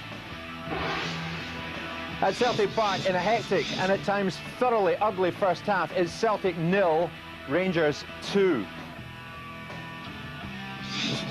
Stefan Mahé of Celtic was booked and then he was later sent off. Rangers' Vidmar and McCann have both been booked. as that shows Celtic have had more of the first half. Now, these are the scenes at Celtic Park as I speak. Sadly, there is a fan being treated in the crowd, and unconfirmed reports have come to us that he's come down from the tier above. We sincerely hope that that is not the case and that it is not too serious for that supporter. So 2-0 Rangers. The football apart, that first half will be remembered for all the wrong reasons. Charlie Nicholas, I think everyone thoroughly disgusted by what we've seen. Well, it's a sign of courage again, Jim, you know, that came into our game. We've seen Hugh Dallas make a strong decision. It was a clear free kick for Rangers. Bronckhorst had to take his time. They were all a bit unsure whether it was a corner kick or a free kick. But it's unacceptable and it cannot be tolerated. These people should be hounded out, you know, and embarrass themselves, and let's make them suffer for a change. I mean, we've seen the coins coming down on top of Bronckhorst. Had to wait best part of a minute or so. But it's Kerr that's done it again, and how Hugh Dallas could get himself picked up and go on with this game is beyond me. It's just not acceptable. Trevor, these games are always explosive, but we didn't want this. No one wanted this. No, not at all. You could tell from the moment. You could look at Stefan Mahé, for instance, who was going around the field in a daze almost, and when he got sent off. Hugh Dallas, as Charlie was mentioning, a dreadful moment there, Trevor. Absolutely, it was. It's mayhem, it's madness, it's embarrassing for Scottish football because everybody gets tarnished with it. And the game was good up to the point, certainly when Mahé got sent off, that changed things. The game was going well, and Hugh Dallas was having a tremendous game. He was in charge of everything, and that spoiled it entirely. Well, Charlie, let's go through the key moments of that first 45 minutes. And Neil McCann, who seriously was up for this game, put Rangers 1 up. Yeah, well, what Celtic have got, they've got lopsided because Annoni's man marking McCann, and Rangers have dragged him out of the right wing-back area. And they take advantage. Scott Marshall is caught in two minds. He doesn't know where to come or stay. And then they're all backtracking. It's a lovely cross from Wallace, and McCann is in beautiful position. His pace has been too much for Annoni, and he's been a constant problem for Celtic throughout the first half. Yeah, completely torn apart there by Rangers. And as Charlie said, it's McCann who's just caused the problem. His pace, his movement, and that is where Celtic have been pulled apart. The only chance that Celtic had there was Wallace didn't put a good ball in, and he put a great ball in for McCann. Well, Trevor, Mahé had been booked, and then he was sent off, and he's been red-carded, not for the first time in Old Firm games. What was he thinking about here? There's a lot of tension in the game, but you know, this is uncalled for. His reaction here. Prior to this, his booking was... he shouldn't have got the booking in the first place, and then this was just an overreaction. McCann has fouled him, there's no question of it. Hugh Dallas may have been going to, as he did, he in fact booked McCann. But this reaction from Mahé is asking for trouble, and as Ian Crocker said and David Providence said, you don't do that sort of thing with Hugh Dallas. You don't provoke him, he will react and get you the red card if it's necessary. And Mahé shouldn't have done it. And Charlie, you don't do that kind of thing in an Old Firm game, as you know, as David Providence knew. Listen, I mean, it's okay being fired up, but you've got to be controlled in certain areas. I think it actually worked badly and disadvantage for him since his first booking. He got the yellow card, and quite rightly so, for a foul on him. He was complaining about it. He let Hugh Dallas know, but he continued for about another 10 or 15 seconds after that first booking, and that is never going to be forgotten by the Then, as we know, Dallas was poleaxed by a coin shortly after that, and then penalty incident, amazingly, penalty awarded to Rangers. And Trevor, was this a penalty? Charlie, was it a penalty? Well, we were discussing. We thought it wasn't conclusive that it was a penalty. You see that very often in penalty areas. I don't think Hugh Dallas had the best of views on that, but there was. On replay, there was definitely a bit of pulling. It's certainly a strong decision, Trevor. There's no doubt about that for Hugh Dallas. I mean, you can understand that he's under pressure constantly. I don't think it was a clear-cut penalty kick. But Hugh, I think, was in a decent position, and I think he had the strength to do it, then you've got to go along with him. Yeah. I mean, he's made very few mistakes, and he's taken a coin in the head for his troubles. But it was a strong decision, but I didn't think it was conclusive enough for me to give one. Well, after all that, as things stand at Celtic Park, it is 2-0 to Rangers. But look at this, the supporter who think we fell from the top tier, singing as it's being carried out of the ground. We're back after this.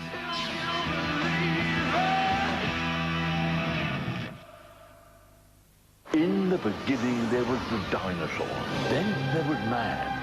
Somewhere in between there was a DNA disaster. The blue hair, the yellow faces, it's horribly wrong, but at the same time, wonderfully right, as the Simpsons were created. Join me, David Bowie, for a big bundle of Simpsons episodes. Groovy! Let's chart the history of the real Homo sapiens. The evolution of the Simpsons, Bank Holiday Monday from 2, Sky 1.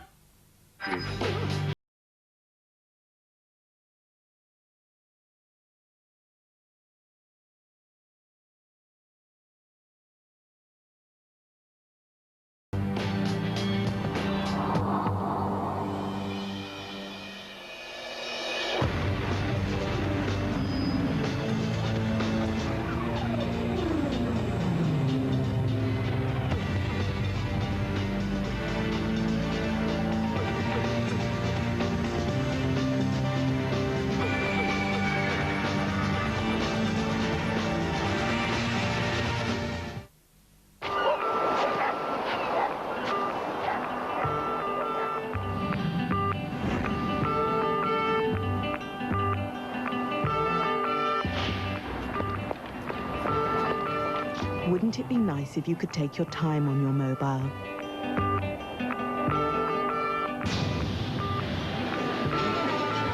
With one-to-one, you can.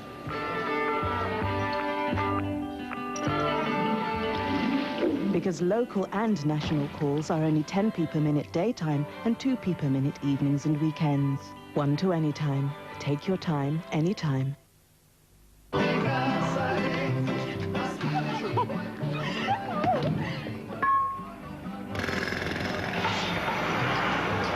Few things in life are guaranteed. But British Gas's electricity prices are guaranteed to be cheaper than your local supplier until 2001. Good morning, members of the press and friends. On this historic day, it is my great honor to that we as a nation here are very proud up there. Commander, are you on the next flight? What kind of car is that? It's a Volvo. But how long have we been away?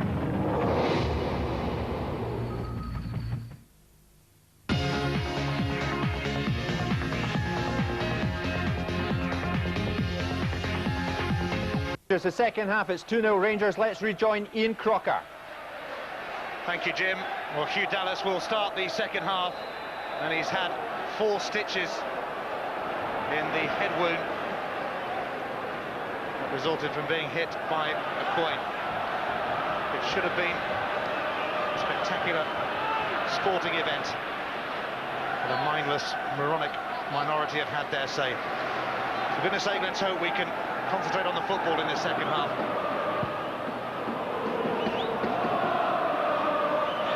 Viduka. Celtic must produce a comeback of epic proportions, and that's a shocker from Viduka. He's given it straight to Albertz. Amato wants it played ahead of him. Gabriel Amato. And between them, Annoni and Stubbs sorted out that particular problem. Yeah, it all came from a slack pass from Marco Viduka trying to switch the play. It's put Albertz in. And playing with 10 men is going to be hard enough without giving the ball away as cheaply as that.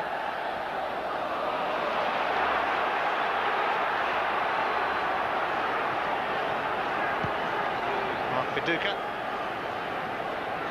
Took a rather long saga to bring him to Celtic. 8 goals in 9 games, though. That's rewarded Dr. Joe Vengloš's faith in the Australian international.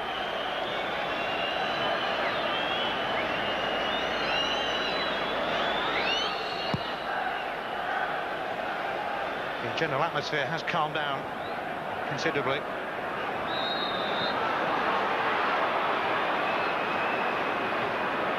Just surprised Rangers haven't gone to a back 3, which normally Dick Advocaat would do. Celtic still playing with 2 up front. But whether to go with a 3, they would have a spare man at the back and also be able to push on another midfield player. Because at the moment Celtic are just matching up in midfield.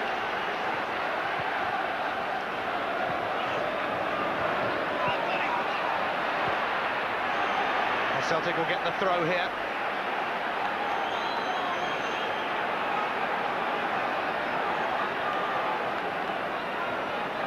Stubbs.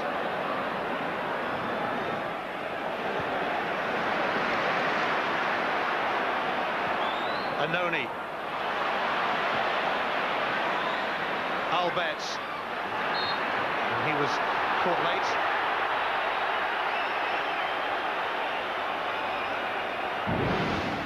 Yeah, he just tries to play a square ball inside and he's caught late by Rico Annoni. Fortunately, both his feet were off the ground.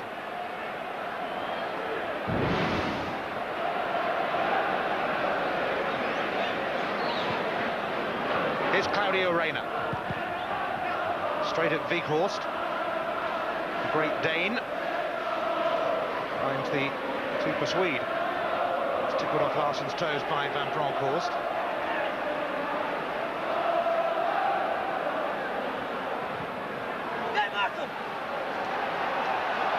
An early goal in the second half would raise Celtic hopes, and how. Larsson.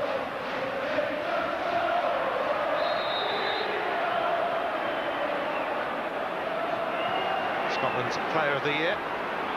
Sweden's player of the year too. 38 goals this season. He's created one or two more as well. Yeah, Celtic really need one off him right now, though, if they have any chance of getting back into this.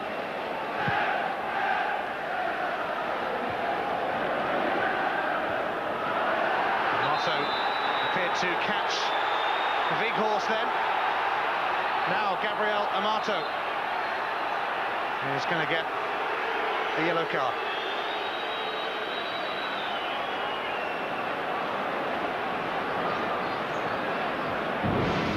Here's the clash. Didn't play the ball, nowhere near the ball. I thought it was for elbows. I don't think so, though. It's just clattered Morten Wieghorst after he heads it away. Helped on by Viduka.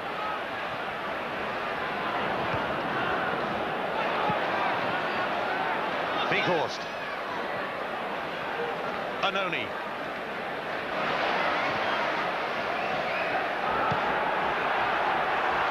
Stubbed out by Porrini. Annoni.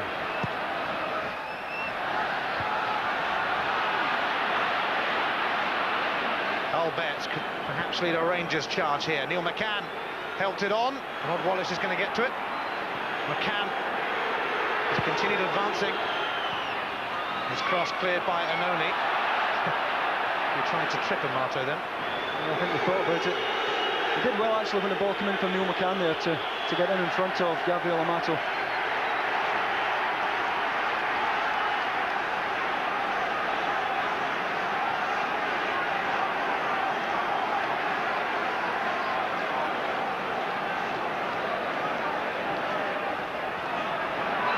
Here's Wallace. Free kick. Lambert's challenge. Yeah, his hand was up right away there. No chance of playing the ball.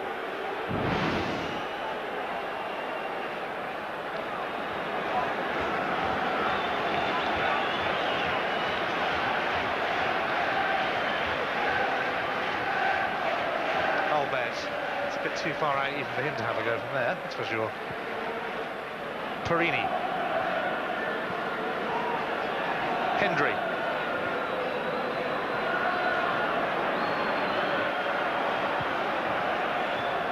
Amoruso.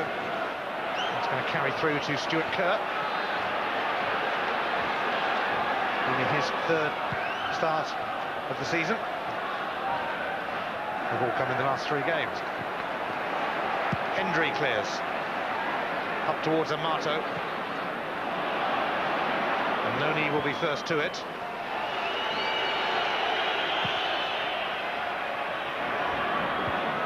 Helped on by Wieghorst.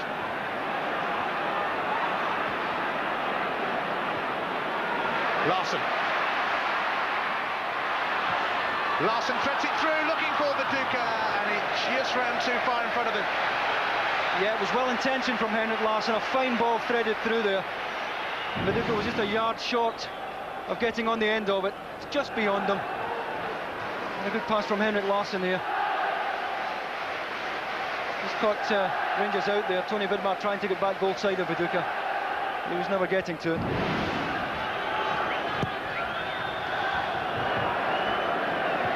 Stubbs won the header. Wieghorst. Nice touch from Brattbakk. Not so nice from Viduka. Reyna.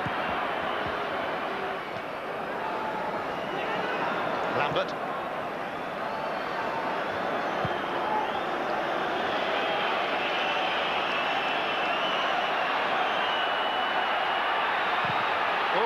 He's caught it outside of his area, Stuart Kerr.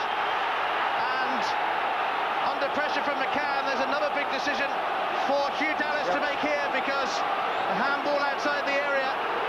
It's only a yellow card.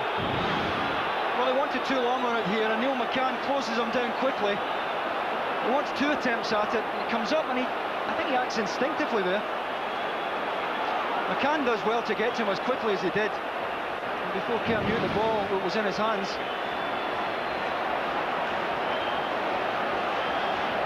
Pure instinct from the keeper. It gives Albertz a chance to plan something here. Yeah, Giovanni van Bronckhorst scored from a very similar position back in November in this fixture.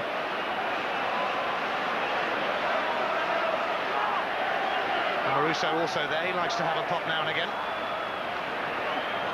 Normally from about 40 yards out, quite close for him. And Bronckhorst is away to the right. The Celtic wall ready to break, it's Amoruso! Oh, and somehow Kerr has managed to turn it over. I'm not quite sure how on earth that looped over. Well, it's some save. It's well drilled in there by Amoruso.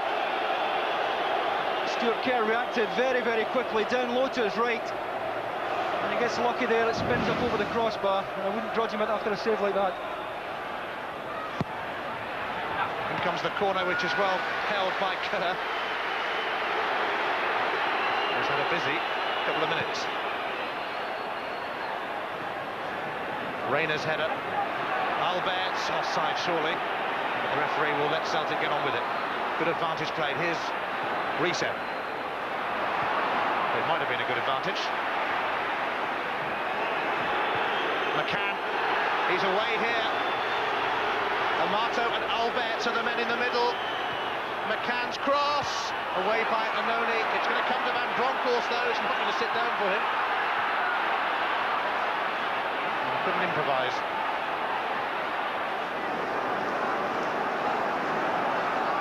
Reyna.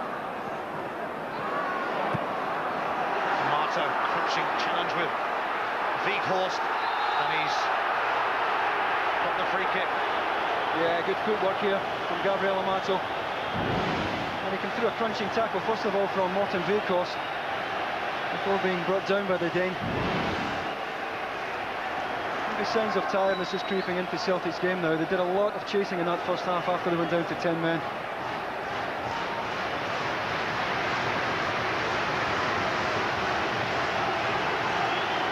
Albertz and Van Bronckhorst conspiring here.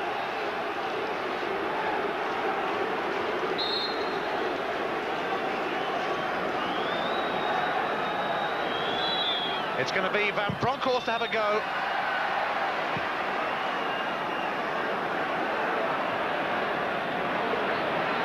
Hendry. Morten Wieghorst encouraging Brattbakk to make exactly the sort of run that he has, and that's a good cross shot, which is pushed away by Klos. Yeah, it's the first time Rangers really have been caught with the ball in behind for Brattbakk's pace. In behind Porrini here, and he had to take it early, and that's a good effort. Bounce just in front of Stefan Klos, and the goalkeeper had no choice but to beat it away. Can Celtic find a way back into this old firm derby? Stubbs. Oh, and here's McCann and Annoni. Enrico Annoni needed to win that duel. Yeah, 4 blue jerseys in support of Neil McCann. Had he won it, critical challenge there from Enrico Annoni. Amato. Referee has let Amato carry on. Van Bronckhorst. Albertz. Vidmar might yet get in, and did in fact. Brattbakk losing out to Porrini. Reyna.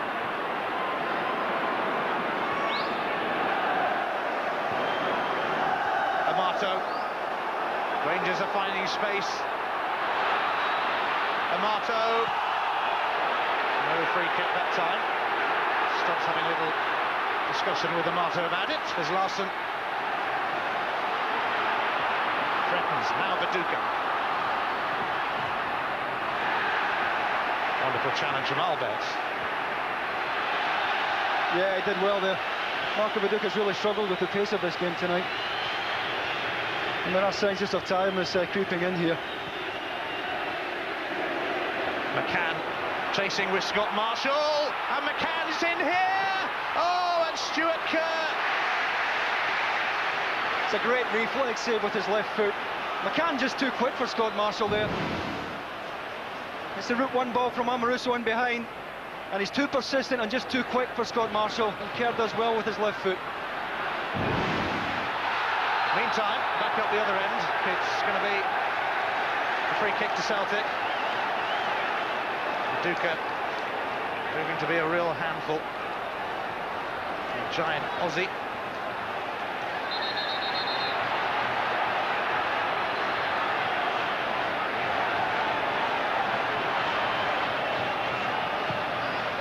Celtic's free kick.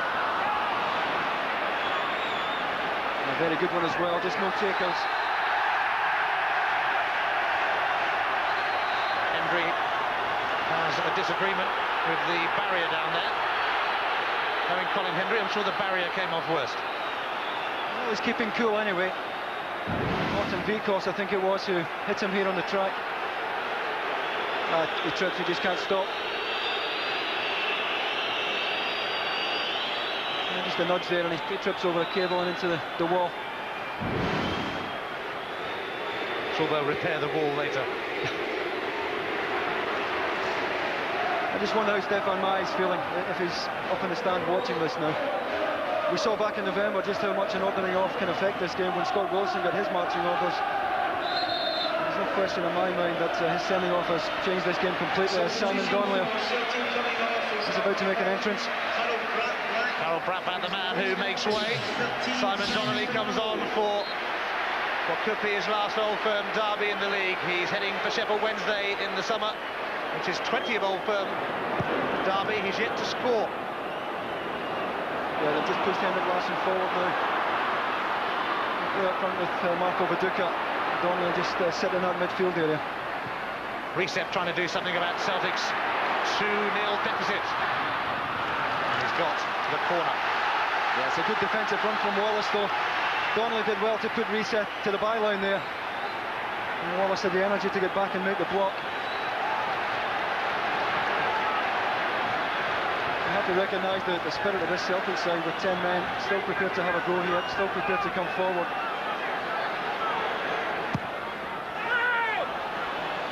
Larsson's corner, it didn't drift out, looked like it might.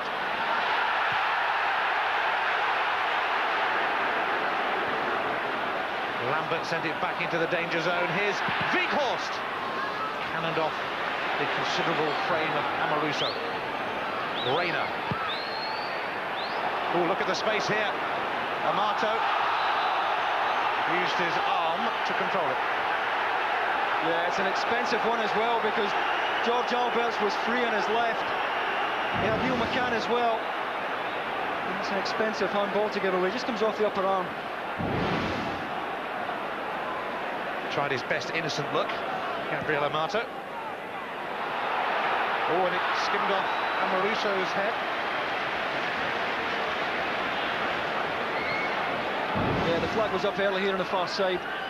Larsson just a yard offside. It was a fraction too early.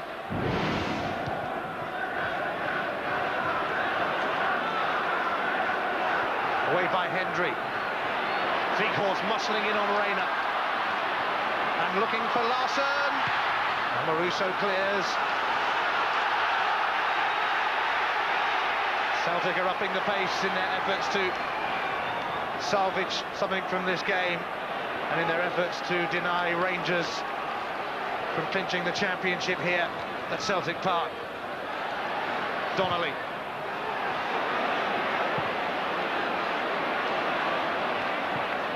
Wieghorst. Donnelly. Larsson. Trying to weave a little bit of magic, Henrik Larsson, and he caught Porrini then. That'll be a free kick to Rangers. Yeah, he knew he wasn't getting to it.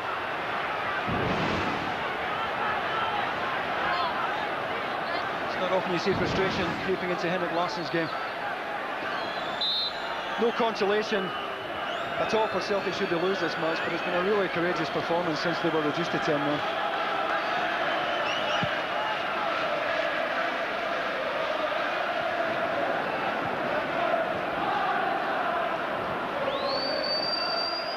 Amato.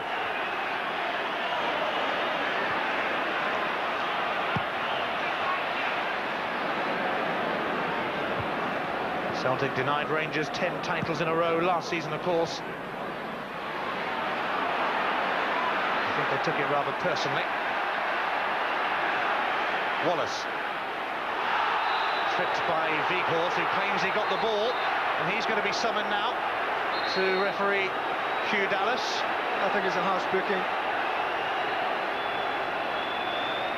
My first impression was that he did take some of the ball here.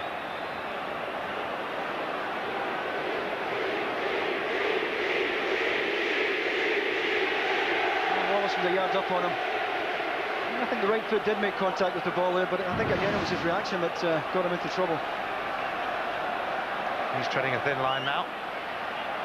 Albertz is going to have a long run up for this one. And he's gone for it. Ooh, he really wouldn't have wanted to get in the way of that. I think it was Lambert who did. Here's Amato. Going all the way through. Neil McCann. And again had a wild kick of it. An almighty scramble. Yeah, Celtic stretched big time there in their own 6-yard box. Glorious chance for Neil McCann. The effort comes off Lambert, spins to Amato, and he does well here to get past Annoni. Wieghorst makes the challenge. Stuart Kerr can't get there.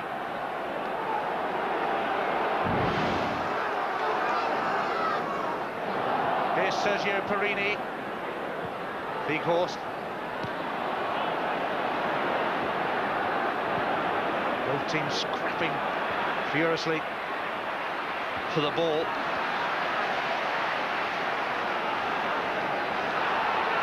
It's a Rangers throw. And take Advocaat quickly out.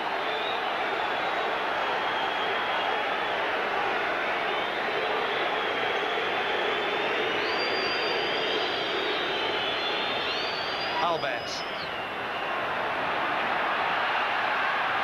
Albertz trying to size one up. Dragged it wide in the end though. Yeah, not his best. Space opened up in front of him. Alan Stubbs here tries to get across to him. And he drags it wide of the target. But more and more space opening up for George Albertz and Rod Wallace. Just in behind the front. But even as far as attempts at goal are concerned, Celtic remember down to 10 men after the first half sending off of Stefan Mahé. The Frenchman lost it. 2 bookings for dissent. Away by Hendry. Compromising clearance, I think you could call that. Riseth.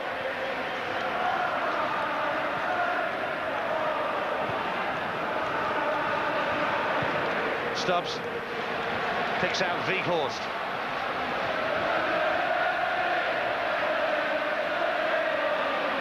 Up towards Riseth. And he got it all wrong. This is the danger now as Rangers break. This is the danger. Celtic just caught with too many players forward. Well, here's Bronckhorst. He's got time to pick out Albertz. Not quite sure whether that was the intention.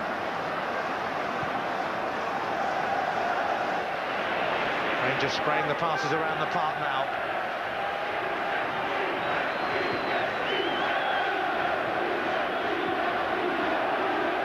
Their 48th Scottish title is in their sights. In fact, they have a very clear sight of it.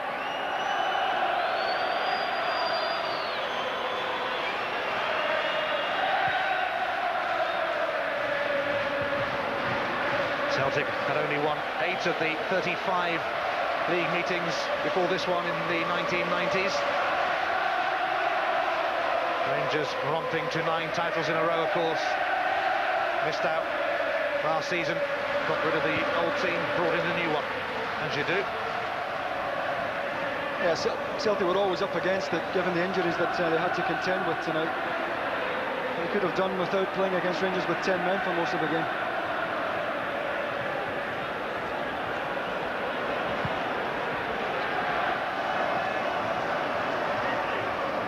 Reyna.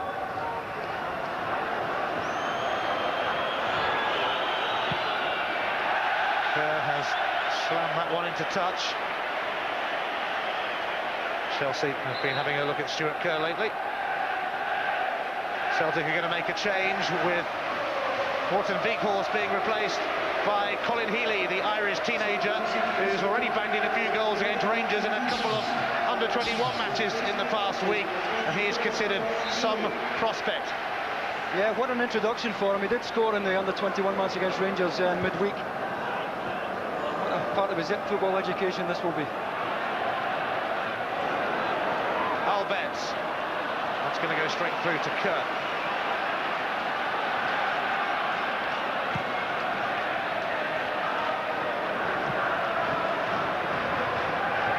Amoruso miskicked, which will give Viduka a sniff, but only that.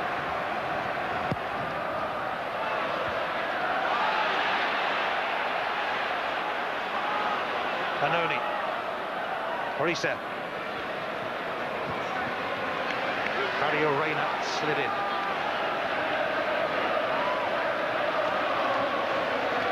Annoni going for one of his long throws towards Larsson. Amato. Oh, and he was brutally taken out by Stubbs, and that's surely going to be a yellow card. Yeah, no argument about that at all. And Stubbs knows it. Amato did well to turn away from him. And I can have no complaints at all about the yellow card for this challenge.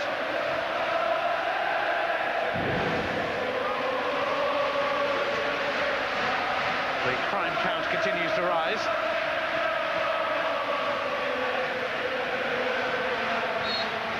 Rangers remaining league fixtures. Home to Hearts, away to Motherwell, home to Kilmarnock. But it would appear they might not matter unless Celtic can produce an epic recovery in the last 20 minutes.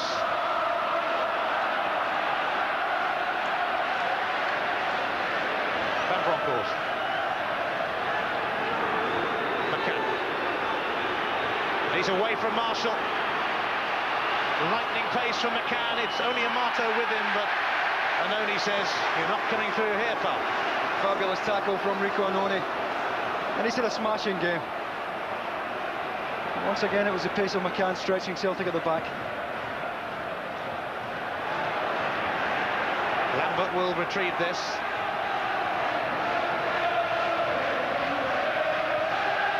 Simon Donnelly, Sheffield Wednesday bound, finds Stubbs, looking for Larsson, but Reyna saw it coming.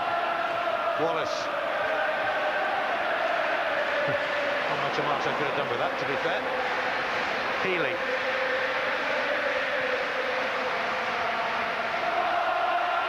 Celtic getting a little casual then.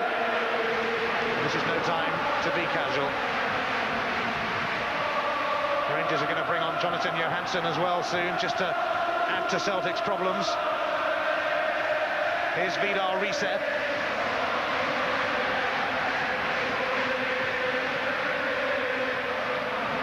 Donnelly.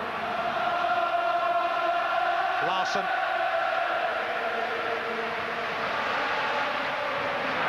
He's had a bit of an off day. McCann, who's had a bit of an on day.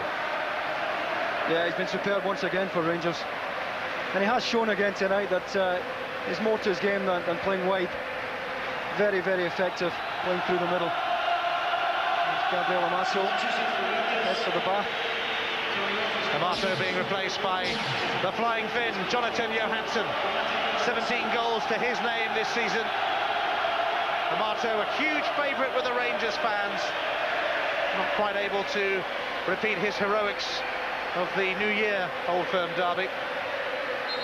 Yeah, I think the pace of this man is the last thing that Celtic's back three would want to see now. Must be feeling the pace now, Celtic.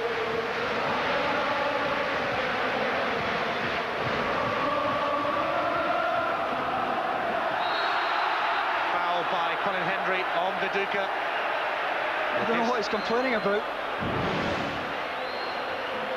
Clear challenge from behind there.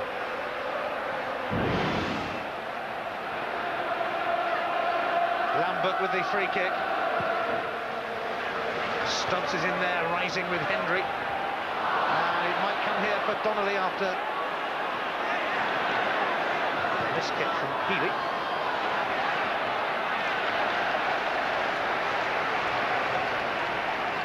And Stubbs, the former Bolton Wanderers man. Could he be heading back to English football, I wonder?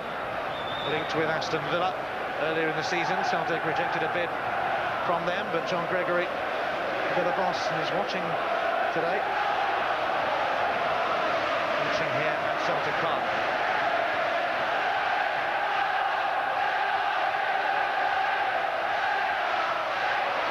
Reyna.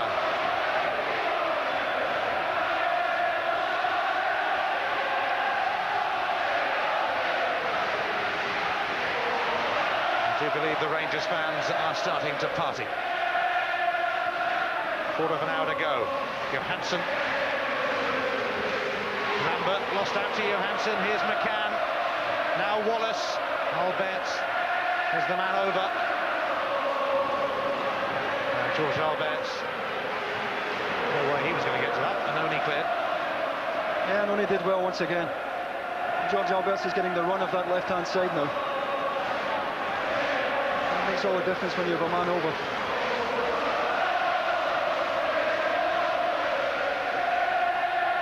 Rangers on course to complete a century. A century of league victories over Celtic in this famous fixture, which goes back over 100 years. Neil McCann. McCann is through here. He's past the keeper. And Neil McCann has clinched the championship for Rangers. It's 3-0. It's the magnificent McCann. Yeah, his pace really has destroyed Celtic at times tonight. And I think it's Scott Marshall who was caught on the wrong side of him here. But there was still a lot of work to do. The ball's played through, Scott Marshall tries to win it, caught on the wrong side. McCann's quick enough to knock it past Kerr and roll the ball into the net. Still a fair bit of work for him to do here as Stuart Kerr came out to close him down, and he handled it beautifully. Celtic just caught short here at the back. Scott Marshall gambled, tried to win it in front of Neil McCann, was caught, and McCann did well. Delight for Dick. 2 goals for Neil McCann. How ironic that the man who broke Rangers' hearts in the cup final last season as part of the Hearts team that beat Rangers should now seal glory for them in this title race. The race is over. Riseth.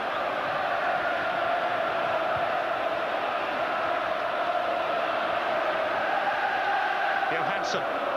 Rangers ready to enjoy themselves a little bit more, perhaps. Johansson.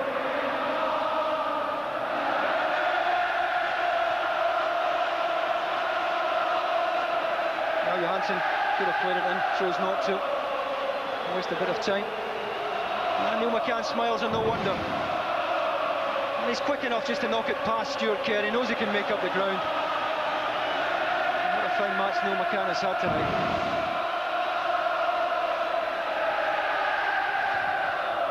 Bronckhorst with this Rangers corner. McCann on a hat-trick, of course, and Kerr got a touch to that. It'll be another corner.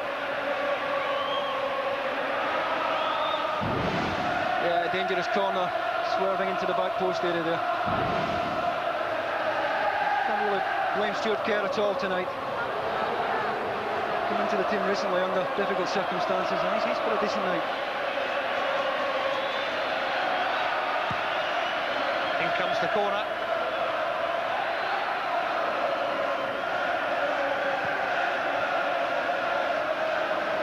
Celtic so depleted, of course, when you look at the injuries they have. They've got a great team sitting in the stands today, with the likes of Gould out, and Blinker and Burley and McNamara, McKinley, Mialby, Reaper, long-term casualty, of course, Tom Boyd suspended. It was always going to be an uphill struggle today, even more so after the first half sending off of Stefan Mahé.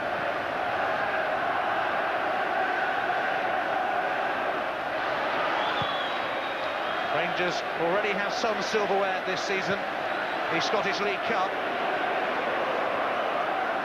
They won't get their hands on another today because, understandably, the trophy will not be presented at Celtic Park. I'm sure it will be on show at Ibrox next week when Rangers play Hearts, and we'll be there.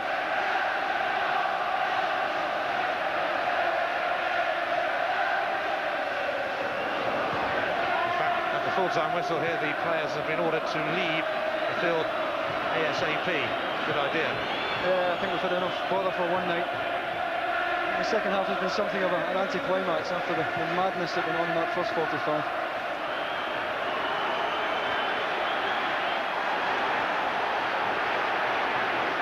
Yes, the scenes in the first half rather spoiled the occasion somewhat. Viduka.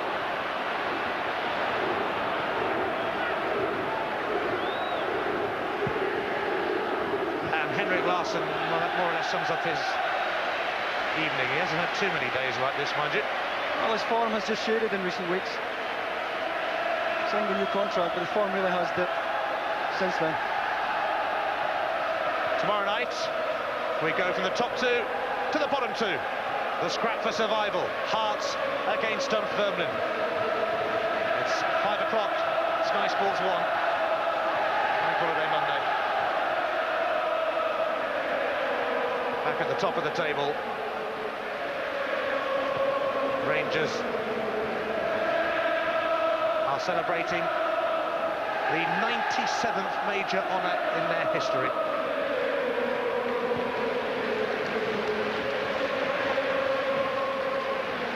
Bronckhorst. Vidmar.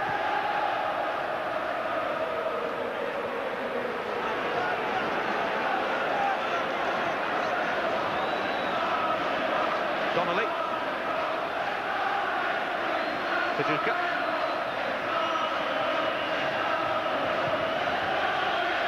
Larsson looking to charge in. Klos smothered it.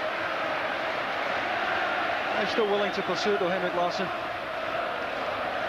Just squeezed out by weight of numbers here. Porrini and Colin Hendry closing him down. And eventually it was Stefan Klos who came out to make the block.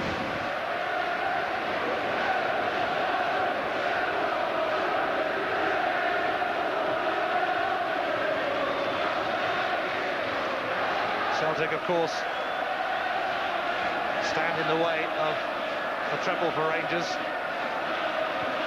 These two meet again at the end of the month at Hampden Park in the Scottish Cup final.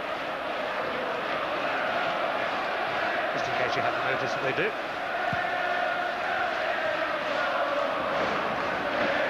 Depleted Celtic. A spent force here.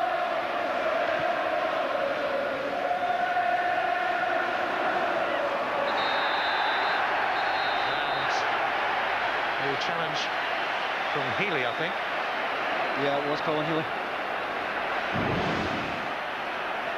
It's a body check on George Albertz. Albertz just too quick for him there. Again, no real complaints that he's seeing a yellow card. The Irish teenager gets a yellow card.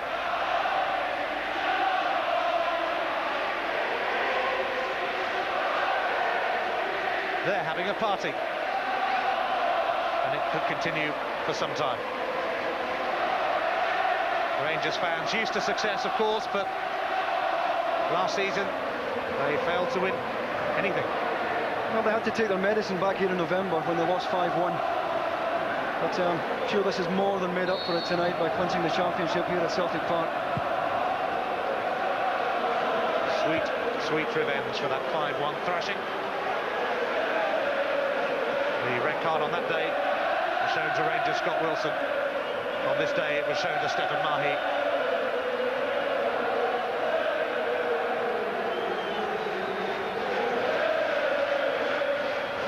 It's a shame really that the attack on the referee Hugh in the first half and the fans who ran on will take something away from this occasion. It's been a polished performance from Rangers, albeit with Celtic rather under strength.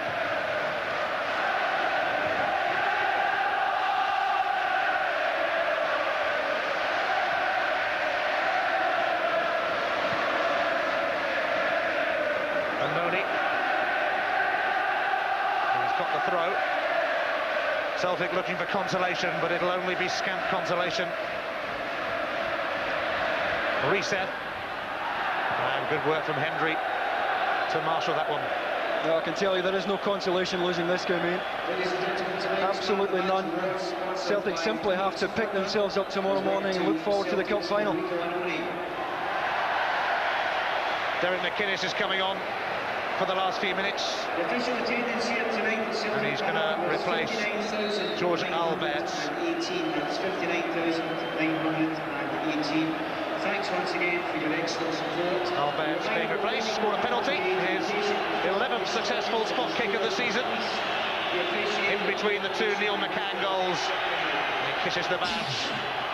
Derek McInnes comes on to join what is becoming a mighty celebration. A generous gesture, I think, by Dick Advocaat, letting Derek McInnes on for the last few moments of what is a historic occasion for Rangers tonight.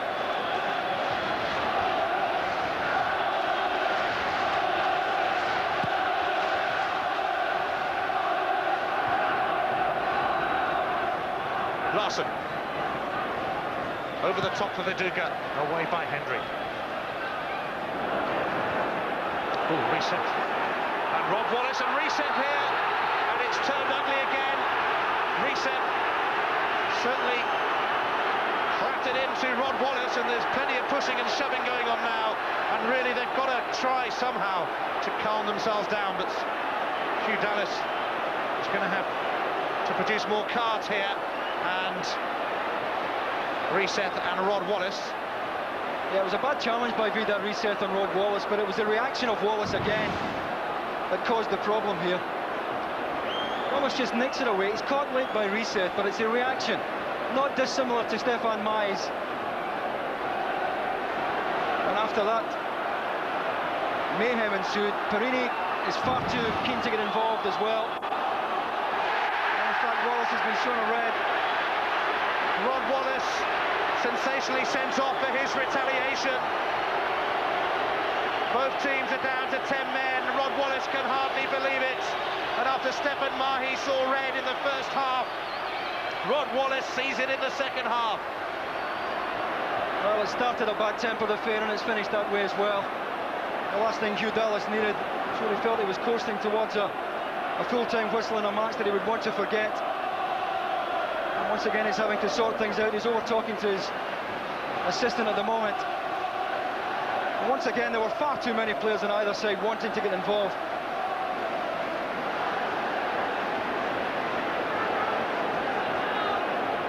Well,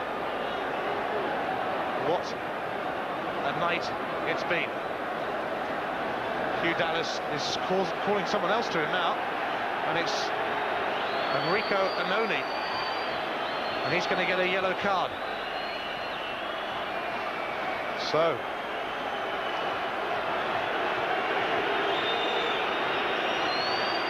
well, Annoni reacted to Sergio Porrini's willingness to get involved in the first place.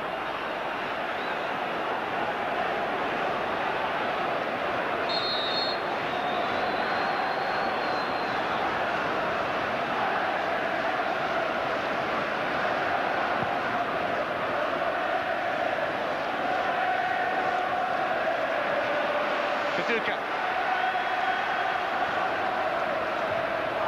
And that's going to be a free throw in fact, not a free kick. Flattering challenge from Amoruso this. It's a smashing game, Lorenzo Amoruso. And he knew he was in for a physical contest against Marco Viduka tonight, and he stood up to it well. Vidar Riseth was booked for his initial challenge on Rod Wallace in that incident.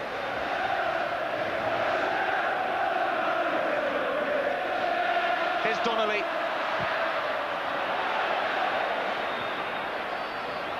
And it's going to roll through to Stefan Klos. It Sadly, Hugh Dallas will be slaughtered tomorrow morning, Ian, because the referee just can't win in this fixture. You see, it's 8 bookings for Celtic, 3 for... including 2 for Stefan Mahé, 3 for Rangers. But I don't think any other referee could have handled this match tonight. The ultimate test, and Hugh Dallas has come through it magnificently.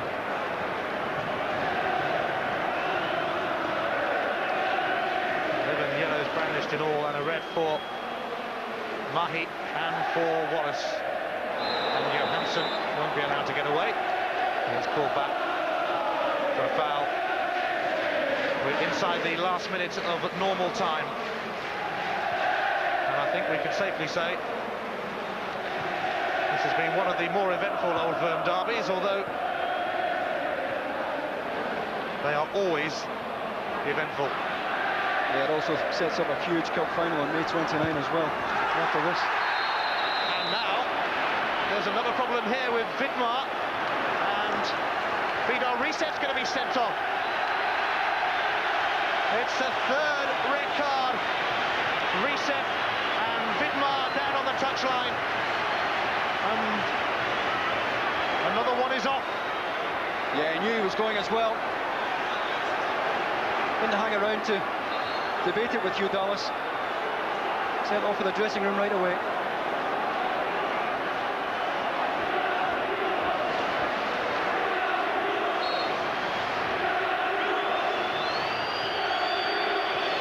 Well, I'm almost lost for words. It's the full-time whistle. Rangers are champions of Scotland. They've reclaimed the title from Celtic. And just to rub it in, their crowning moment comes on the ground of their fierce rivals. So many talking points in this game, though. Hugh Dallas, the referee, hit by a coin, needed stitches in a head wound. Fans rushed on the field. We got back to the football, and a polished performance from Rangers. Bert van Lingen and Dick Advocaat hug each other. There were 3 red cards, and there were 3 goals for Rangers, who have completed stage 2 of a tantalising treble. Rangers' 100th league victory over Celtic has made them champions for the 48th time. Last season they missed out on the honours. It was their first trophyless campaign for 12 years. They responded by spending well over £30 million on a new team. A multinational, multi-talented, multi-million-pound side. In 1967, Celtic clinched the title with a draw at Ibrox. 32 years on, Rangers have won it at Celtic Park. And right now their fans probably feel that it was worth the wait. Neil McCann, the 2-goal hero. And he was an inspiration. Last season, a Dutchman steered Celtic to the Scottish title. This season, a Dutchman has steered Rangers to the Scottish title on a controversial evening in Glasgow.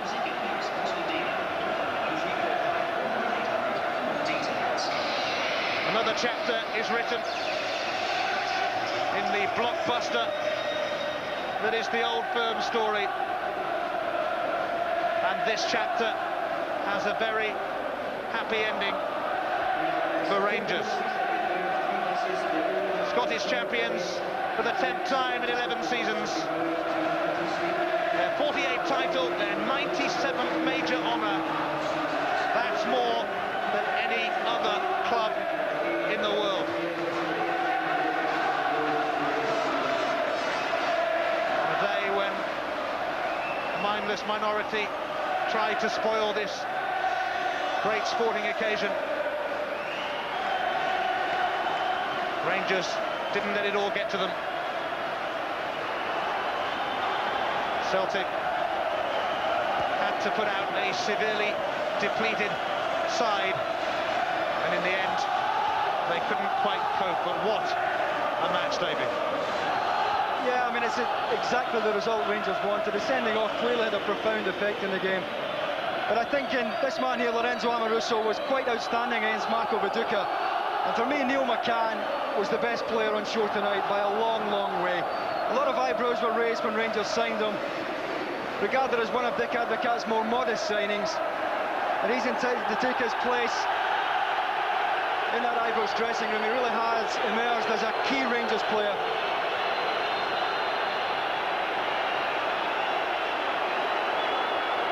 Huddle from the Rangers players then. There's a party about to begin across half of Glasgow tonight. These two teams, Celtic and Rangers, have been at each other for well over 100 years, and they're not about to stop now. They'll meet again, of course, at the end of the month in the Scottish Cup final, when Rangers will hope to seal a tremendous treble. They have the Scottish League Cup. They have the new Scottish Premier League trophy. Next, they go up for the cup, the Scottish Cup. An evening to remember for many reasons. It finishes Celtic 0, Rangers 3. A reminder of the big day of live sport coming up for you tomorrow. There's live Super League at midday, Castleford against Bradford. There's live cricket at 1:30, Hampshire against Warwickshire. There are 2 live games of football at 2 o'clock, the Women's FA Cup final between Arsenal and Southampton, and at 5, another vital game from the Scottish Premier League when Hearts meet Dunfermline. And at 8 o'clock, more live Super League, Salford against Wigan. That's over 15 hours of live sport coming up for you tomorrow here on Sky Sports. At Celtic Park tonight, in an incident-packed 90 minutes, Rangers have beaten Celtic by 3-0, and in so doing are the new SPL champions. Reaction to all of that after this.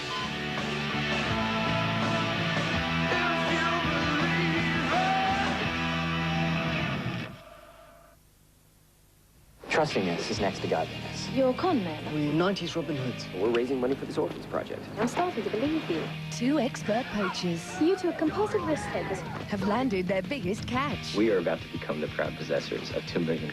Just rob the bank. I cannot believe you told her. Unite. Dan Futterman, Kate Beckinsale, Stuart Townsend. It's self for some people. The first showing of Shooting Fish at 8 Saturday on Sky Premiere. The biggest new films every Saturday night.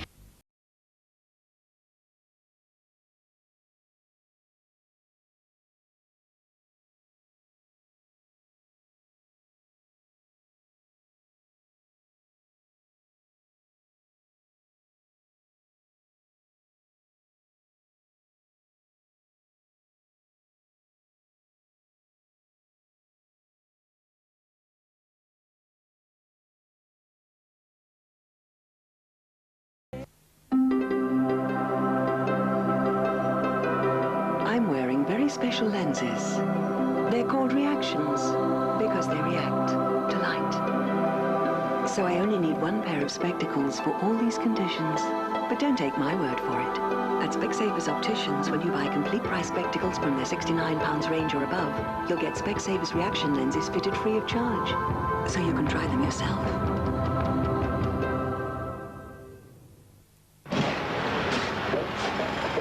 Hey, I've got an idea. While you've got that open, we could lay our new gas main in it. What a good idea. That would save digging a road up again and causing the public more inconvenience. Excuse me, mate. You won't mind if we stuck a cable in there at the same time, would you? The more the merrier. I've got a phone line. Anyone else? How refreshing. How Heineken.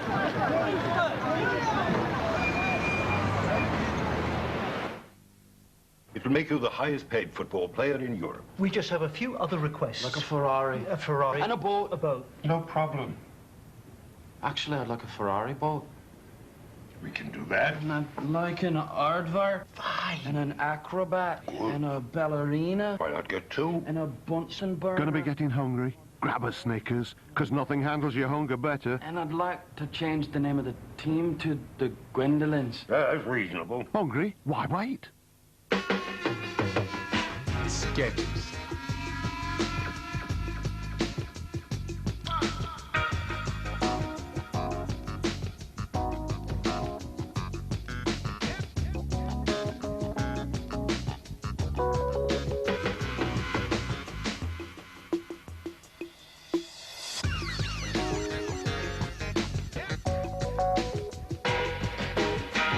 sketches.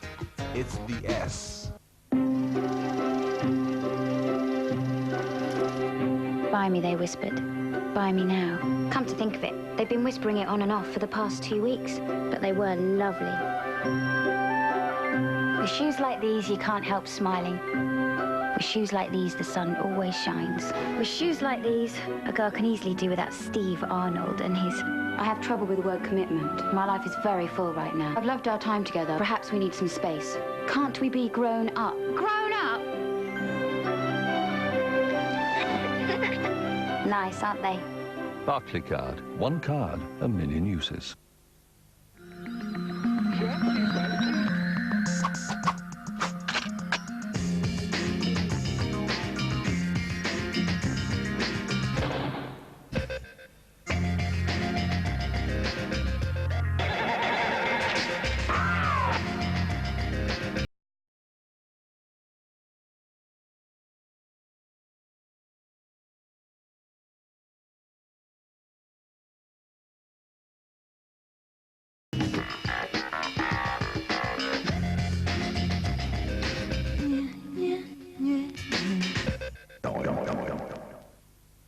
I decided to get out the kitchen, go all al fresco. So, I came to Focus Do It All, save myself a small fortune.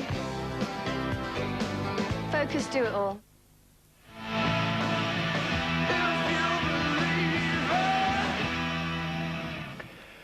Rangers have won this, the new SPL trophy, by beating Celtic at Celtic Park 3-0 tonight. Let's hear now from Dick Advocaat, who's with Martin Geisler.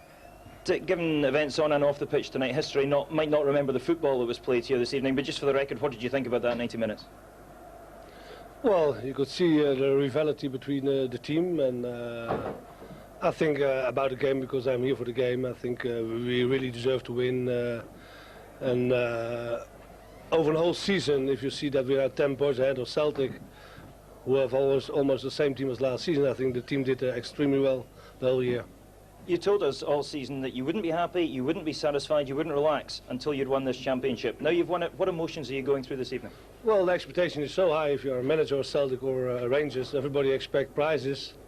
And with so many changes what's happened from the beginning on, and if you can win already 2 games, and even we are still in the cup final, then I think we must thank, first of all, Mr. Mahé, that he gives us the possibilities to buy the players. We're very proud of him, and I want to say thank you. And, well, we're very proud, and hopefully we can do it a little bit more on Ibrox. Looking back now, in reflection over the last few weeks, the form did drop, it did dip, there were a few bad results. Was there ever a stage where you were slightly concerned you might not be lifting this trophy? Well, if you come at the end of the season, then you can see that all the other teams, they are playing or for the championship or for the relegation. And they give sometimes a little bit more than in the beginning or in the middle of the season. But if you see the whole season, we lost the first game, and almost from the third game on, we were in the first place. So it's a well-deserved year for the Rangers. Champions League in your sights now next season. How much building are you going to do to this squad over the summer? Oh, well, we still like to make a party for this game and for this year, and then we start thinking about next season. The opportunity to do that comes in the final day of the season with the cup final. It's going to be some game now, given Celtic are out for revenge, isn't it? Yeah, well, hopefully on the football way. And so say all of us. Thank you for your time, Dick. Thank you. So Rangers have beaten Celtic by 3-0 tonight. It's not only their 100th league win over Celtic, it's their biggest Premier League win at Celtic Park, and their biggest win there since 1960. Mahé and Riseth of Celtic were red-carded. Rod Wallace of Rangers was sent off. 2 other bookings beside those earlier of Mahé and Riseth tonight were Kerr, Stubbs, Wieghorst, Healy and Annoni of Celtic. 3 Rangers bookings, Vidmar, McCann and Amato. Well, Celtic had the better of the first half tonight, but it was much more evenly spread in the second half. But by then, this match was won, and won by Rangers. So Rangers fans have been celebrating in some style tonight, and amongst them, well, who can you pick out there? Former Rangers players Ian Durrant and Ali McCoist, and in that group too, Gordon Jury of Rangers and Ian Ferguson of Rangers, all celebrating a quite memorable win tonight. As far as Rangers are concerned, a 3-0 win. So the most important statistic of all of that in league terms is that Rangers are now out of sight. They got the win they needed tonight to take the Premier League title. And this is what they've won, the new SPL trophy, which will be presented to Rangers live on Sky Sports before they meet Hearts next week. Let's hear from tonight's man of the match, Neil McCann, who's with Martin Geisler. Neil McCann, you like this place, don't you? Been given a flag, you like this place, don't you? Cup final here with Hearts last season and then this tonight, how good is it? Very special. It was a big thing in winning the championship. There's a lot of pressure on us the last few games, but the boys have stuck to their guns and a magnificent display today. We thoroughly deserved it. Does it matter where you won it? Is it special you won it here? Well, obviously it's special to everybody concerned with Rangers that we won it at Parkhead, but it didn't matter where we won it as long as we won it, and that's the main thing. We're absolutely over the moon. It was a bad-tempered game on and off the pitch in parts. What are your thoughts on the 90 minutes of football? Well, it's always going to be like that in an Old Firm derby. We knew it wouldn't be any different, but we're glad we've come out on top today and we're champions. Incredible cup final in store, isn't it? Hope so, I hope so. But I'm just delighted and we're going to celebrate tonight. There's a bottle of champagne to help you on your way. Well done, Neil. Congratulations. Cheers. And off he goes. Now we think that bottle of champagne will be uncorked in about 5 seconds. Charlie, Nicholas, Trevor, Stephen were a bit shell-shocked, but Charlie, what was your view overall of that 90 minutes? Well, a touch embarrassing what happened in the first half with Hugh Dallas and all that stuff, but I think Rangers were the strongest team. As an ex-Celtic, it's always, you know, an unpleasant taste in your mouth when you lose to your old rivals, but my congratulations, and you know, Rangers certainly deserve to win the championship, and they most certainly deserve to win this game tonight. I thought they were very strong mentally, and I think all round there wasn't a disappointment in the Rangers team. They were excellent tonight and thoroughly deserves their championship. Do you agree with that, Trevor, that mentally Rangers got it right and they won on merit tonight? Yeah, there were a lot of different things going into the game. We said beforehand how Celtic was stretched as far as the squad was concerned. We knew that Rangers had the opportunity to go to Parkhead and win the trophy, and that's how it's turned out. Celtic were really stretched. I thought particularly McCann was exceptional. Yeah. He destroyed the Celtic back line, and he was involved in the decisive moments of the game, I feel, particularly the first goal, which set the whole thing up for Rangers. Charlie, I think Trevor has said it. Neil McCann tonight, exceptional performance from him, and rightly man of the match. Well, even early doors, Jim, I mean, Rangers got off to a good start. Good stuff from McCann, who tormented Annoni for the first half, and also tormented Scott Marshall on many occasions too. It was good link-up play from Rangers. They always look capable of doing things. You see, he's working on Annoni in all sorts of angles. As soon as you turn your back, McCann, you can be in trouble.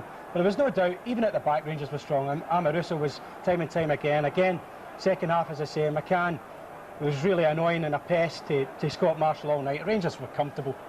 This is why Dick Advocaat wanted to get hold of Neil McCann and take him to Rangers, wasn't it, Trevor? Well, to be honest, he's fulfilled his potential a lot earlier than I think anybody at Rangers could have envisaged. He's settled in so well. You've got to take your hat off to him. He's surrounded by multi-million-pound players, and he looks every part the star, and you know, full credit to him. And also, Trevor, you know, he's starting to play in the centre-forwards role. He's done it for Scotland at national level, and now he's doing it tonight at the top level you can. This is a lovely goal, wasn't it? I mean, the confidence to go around Stuart Kerr comfortably like this. Still had it all to do there when he approached Kerr. His first touch was excellent, took it well past him and stroked it in. It was a great finish. Well, as you can imagine, Celtic are hugely disappointed tonight because Rangers have won the league on their patch. Let's hear from Jozef Vengloš, who's with Martin. Jozef, you've just watched the story of the game with us, the goals that went past your side this evening. How disappointed are you tonight? Of course, derby always is unpredictable. It was one of those, and it's difficult to speak about it. From my point of view, players show character. They work hard, especially the same as have been with 10 players on the field. And I think later on I will see that game all, and I will make my assessment of that. Was it a lack of discipline that let your team down this evening? Of course, players under the difficult circumstances, they have to control themselves. I think about those two. But it was not easy for the players, I can tell you very honestly, and of course I don't want to speak about it anymore. You had a number of players missing this evening through injury and so on. Is that the reason for the defeat? Would you put it down to simply the lack of first-team players available? Always when players are injured, it's no good for a team, but those who has been on the field, they work hard, and you know, as I said, derby is always unpredictable, and it was like that. I think you would possibly agree the league was lost at the start of this season. There were too many points dropped when you were trying to get a team together, waiting to buy players and so on. I don't want to make any analysis of the league now, and of course we played against a good team, well-prepared team, and we tried to do our best. Let me ask you this in that case. There's been a lot of suggestion, a lot of talk about Kenny Dalglish arriving here at Celtic Park next season. Will you still be here to manage Celtic next season? I think you have to speak about that with other officials. I am doing my job, and the rest, it's out of my possibilities to analyze that. As far as you're concerned, though, you do want to stay here as Celtic head coach? No, I don't want to speak about that. I think it's okay, and after that game, we should not speak about those things. Okay. Please, thank you. Thank you for your time, Jozef. Well, good for Jozef Vengloš speaking to Martin Geisler tonight. Good on him. Well, Rangers fans are still inside Celtic Park, and they'll celebrate well into the night. Their side won 3-0 tonight, and in doing so made history by clinching the league title at Celtic Park for the very first time. Reaction coming up after this.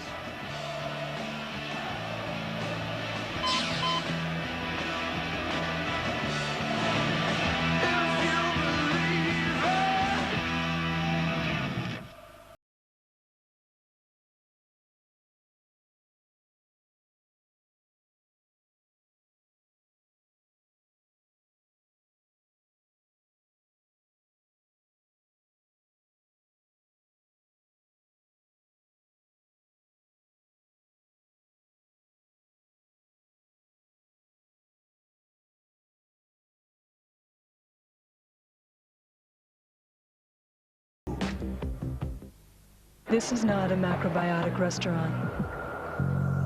This is a life enrichment center. I also provide spiritual nourishment. Umeboshi. Voila, the recipe of eternal life.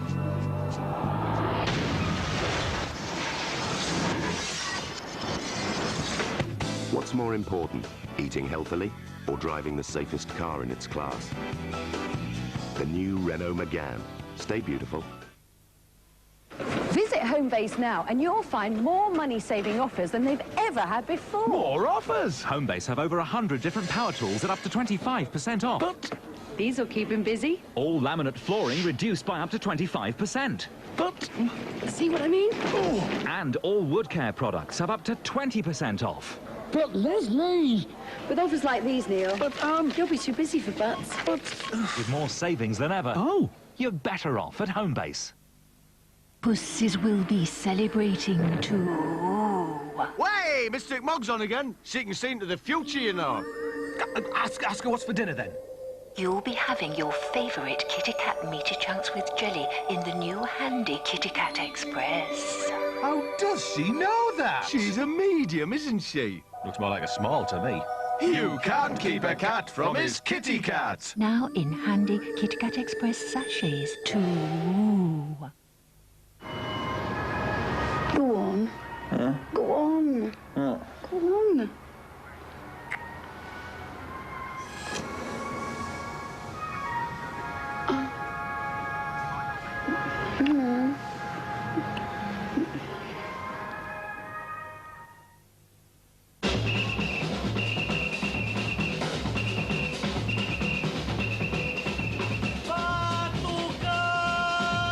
Perché você não fica para tomar o último tiro?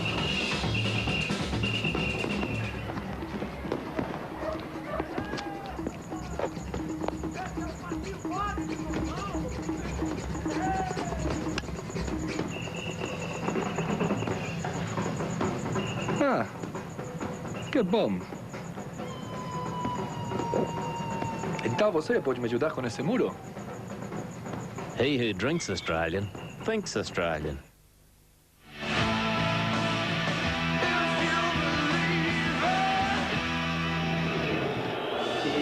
Well, if you're a Rangers supporter, you'll celebrate long, long into the night tonight. These fans there inside Celtic Park tonight have seen a quite incredible game, an incident-packed game, and Rangers ran out by winners, 3-0, and in doing so are the new SPL champions. And as we said earlier, this is what they won, the new SPL trophy, 3-0 Rangers. We knew it would be explosive, but not that explosive, 3-0. And 3 red cards, Charlie. What a game altogether. Well, we knew from the top that there was going to be a lot of tension. a lot of passion involved in this game. And Celtic were always a team under pressure. Both myself and Trevor thought that before kick-off. They were under strength, but it was only really Scott Marshall who was a new addition to Celtic's starting line-up. He was caught out here, and along with me, I say 2 or 3 other Celtic defenders. It was a wonderful start for Neil McCann and Rangers, and as soon as that went in, I thought Celtic were going to really be tested then. Yeah, that was the start the Rangers wanted. It settled the nerves, gave them the belief. I think they had a fair bit of that before the game started, mind you, having seen that the Celtic line-up was so disturbed through injury. Celtic tried to get back in. So Mahé doing a lot of work on that left-hand side early on. That was one effort that they had. It was never really going to bother Klos. No, there was never really too much to test Klos. I mean, we have to compliment this Vieghorst with the best chance Celtic had in the night. He just drags it a little wide. Credit to the goalkeeper, he's been under scrutiny lately. They don't think he's quite as good as Charbonnier, but he's just lifted another championship, so he's proven the point. Dr. Jozef's team never really showed the fluency for me tonight. Not the Rangers at times. I thought Rangers were the better of the two. This was a moment of madness for Stephen Mahé. Yellow carded, he simply lost the head. And I think he's probably said something that Hugh Dallas didn't like. And Hugh Dallas doesn't accept that, and he had to make a decision. Now McCann was yellow carded, and Mahé had to follow. So it was no surprise. When he lost the head, Hugh Dallas had to make a decision. And so was that, Trevor, the turning point, as David Providence said in court commentary? Rangers were 1 up, but was that the turning point? Well, the goal was a turning point, but that was as crucial, I think. You know, when you go down to 10 men in an all-firm game, you're really struggling. As Rangers struggled in the previous game at Parkhead when Scott Wilson went off, you're never quite at the races again, and they struggled from that point onwards. Yeah, that was the time. This is another chance for Riseth. A bad miss it, and they scrambled it clear. I mean, you remember that Scott Wilson got sent off in that last game, and we're complimenting Jozef Vengloš for his tactics. Well, tonight Advocaat won it because he played McCann through the middle. This was the incident that just embarrasses me as a Scotsman. It really was terrifying to see this happen to our best referee in the business, and Bronckhorst had to get there and get rained with coins. Fortunately, it didn't happen. He didn't get hit. I didn't think this was a sufficient claim for a penalty. I thought it was a weak one. But Hugh Dallas was strong. And after what happened to him, I'm not going to complain too much, because he had to make a decision. Yeah, the game had just gone into that 2 or 3 minutes of madness, and George Albertz there takes full advantage of that decision from Hugh Dallas, which we thought was 50-50, could have gone either way. We've seen them given, we've seen them left by the referees. Hugh Dallas decided to give it, and that really put Rangers into the driving seat. Yeah, that was a game beyond it, Jim. I mean, there was no doubt about that. Stuart Kerr was very fortunate. You know, Neil McCann, clever as always, testing him, and just sheer reaction. It was the definite yellow card. Couldn't do too much about it. He was put under a lot of pressure. This was a lucky save for Stuart Kerr. You'll be glad to see that going over the top. He tried to read the bounce, actually. It's a great strike from Amoruso, who, may I say, I thought was absolutely superb tonight. But, you know, they threatened and they huffed and puffed at times, Celtic, but you never believed they were going to score. Yeah, there's another effort there coming in, this time from Brattbakk. We saw once or twice early in the game that he turned the defence, but that was the only time in the second half. He had a good strike on goal in the end. How good is this guy, Trevor? You know, as a forward, as a winger, you played winger, but he can play centre forward. How good can this guy go? He's already, you know, going towards the top. He's doing well for Scotland, never mind for Rangers, and his ability, his pace, he's absolutely magnificent. We were talking about this guy as well, Amato being a threat. I thought he had a very, very good game. McCann just misses out there, but Amato, I think you've got to say that he had a very good game today. Do you think Amato's played himself in, guys, to stay at Albertz? Yeah, well, I said it last week, Jim, didn't I? I mean, I thought his performance last week was good enough to merit that. This was, to round off, an absolutely sensational individual performance from Neil McCann. Cool, composed and classy, and it's a nice way to sum him up tonight. Well, you always felt it was going to come at some point. As Celtic tried to get themselves back into the game, always difficult with 10 men. Neil McCann taking full advantage. As Charlie said, cool, calm and collected. And it was just a matter of putting the ball in the net, and he did it comfortably.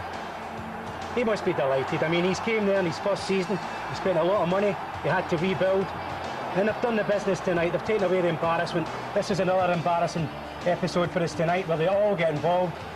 Who says that the foreigners are not passionate about an old firm? Oh, that is true, Charlie, that is right. You know, we can complain a long time about him if we like, you know, but he's an Englishman against the Scandinavian. It's all, you know, battle galore. And Hugh Dallas, I mean, David was right to make the point. How can anybody control an incident like that?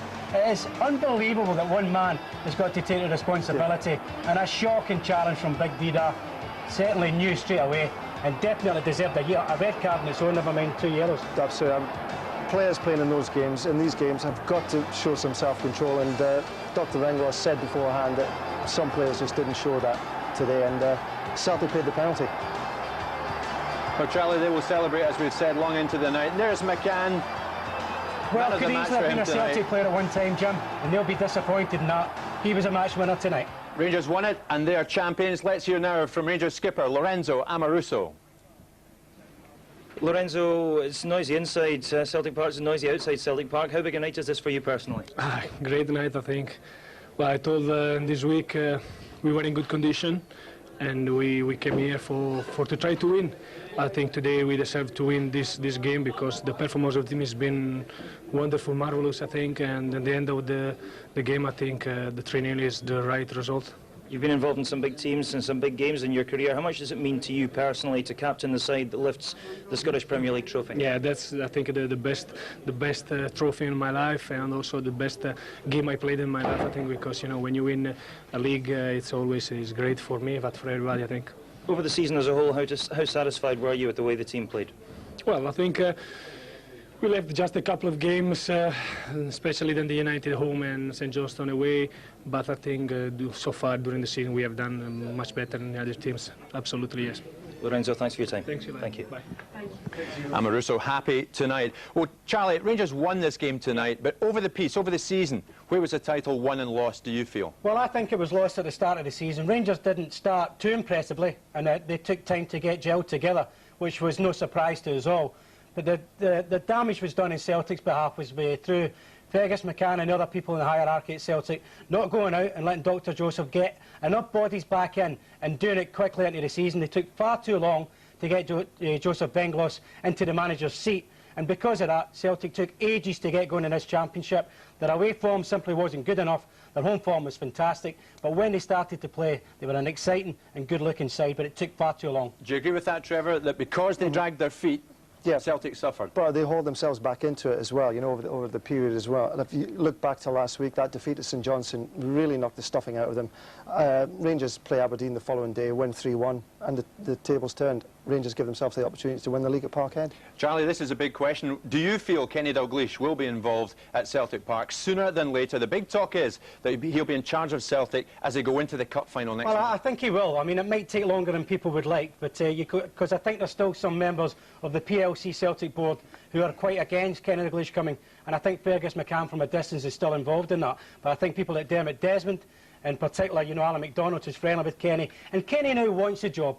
And to take the deflection away from what Celtic have just lost tonight, it would be absolutely tremendous for Celtic fans if Dalglish was to come on board now and start looking to the rest of the season. They've got the cup final, and then they've got the preparation for the summer. They can't afford this summer to let what happened last summer continue, and I think Dalglish will look forward to joining Celtic very soon. It goes on and on and on, doesn't it? 3-0 Rangers tonight. Well, that is it for tonight. The next live football on Sky Sports is the Women's FA Cup final between Arsenal and Southampton from 2 o'clock on Sky Sports 1 tomorrow afternoon. Then from 5, also on Sky Sports 1, we're back with the big relegation battle from the Bank of Scotland Scottish Premier League, Hearts against Dunfermline. Well, we warned you at the top of the show that you could be about to witness football history. You did, and Rangers are the first winners of the Bank of Scotland Scottish Premier League. Tragically, what you also saw were some quite unacceptable scenes that can't help but take the gloss off such a huge occasion. We'll see you tomorrow for Hearts against Dunfermline. Until then, bye for now.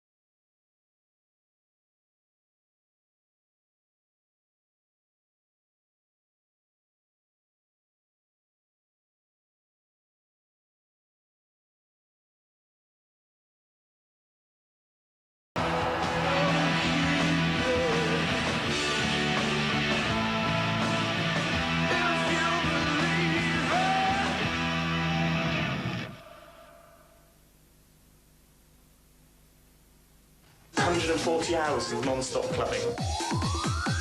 Dance till you drop. The first time I've ever been to a party on the beach. 3 hours before people start arriving and nothing's done. Take in the sights. It's not quite drinking time yet. And check out the locals.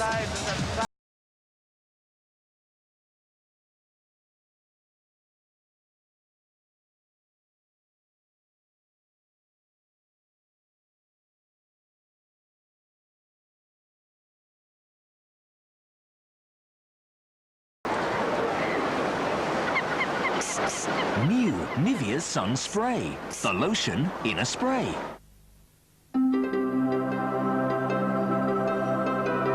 I'm wearing very special lenses.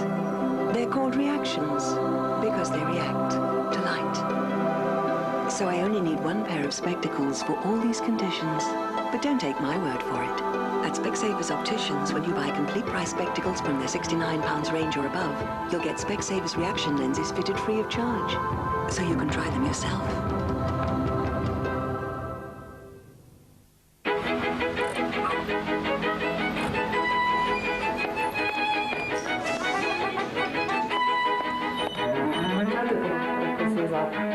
L'anno scorso, per carità, migliore di mettere Francesco vicino a Paolo. Siamo in quel ristorante vicino a Piazza.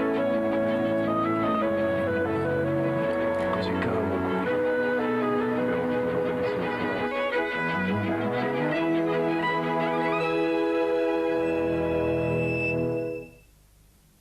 Celebrate your frivolous side with Muller Crunch Corner.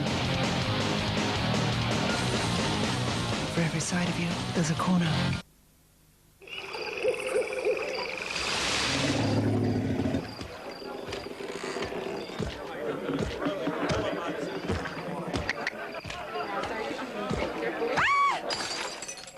Budweiser.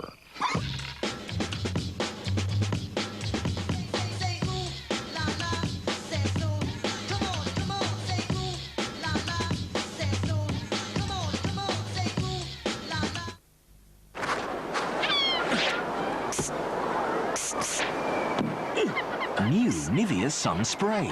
It helps protect your skin. 2 live Super League matches tomorrow, 2 live football matches and National League cricket, only on Sky Sports.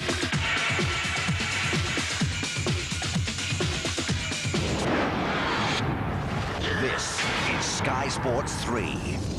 Seguirá en la misma tesitura, ¿no? Atacar, combinar, intentar llegar. Ante el victoriano del Real Madrid. Recibe para Pep Guardiola.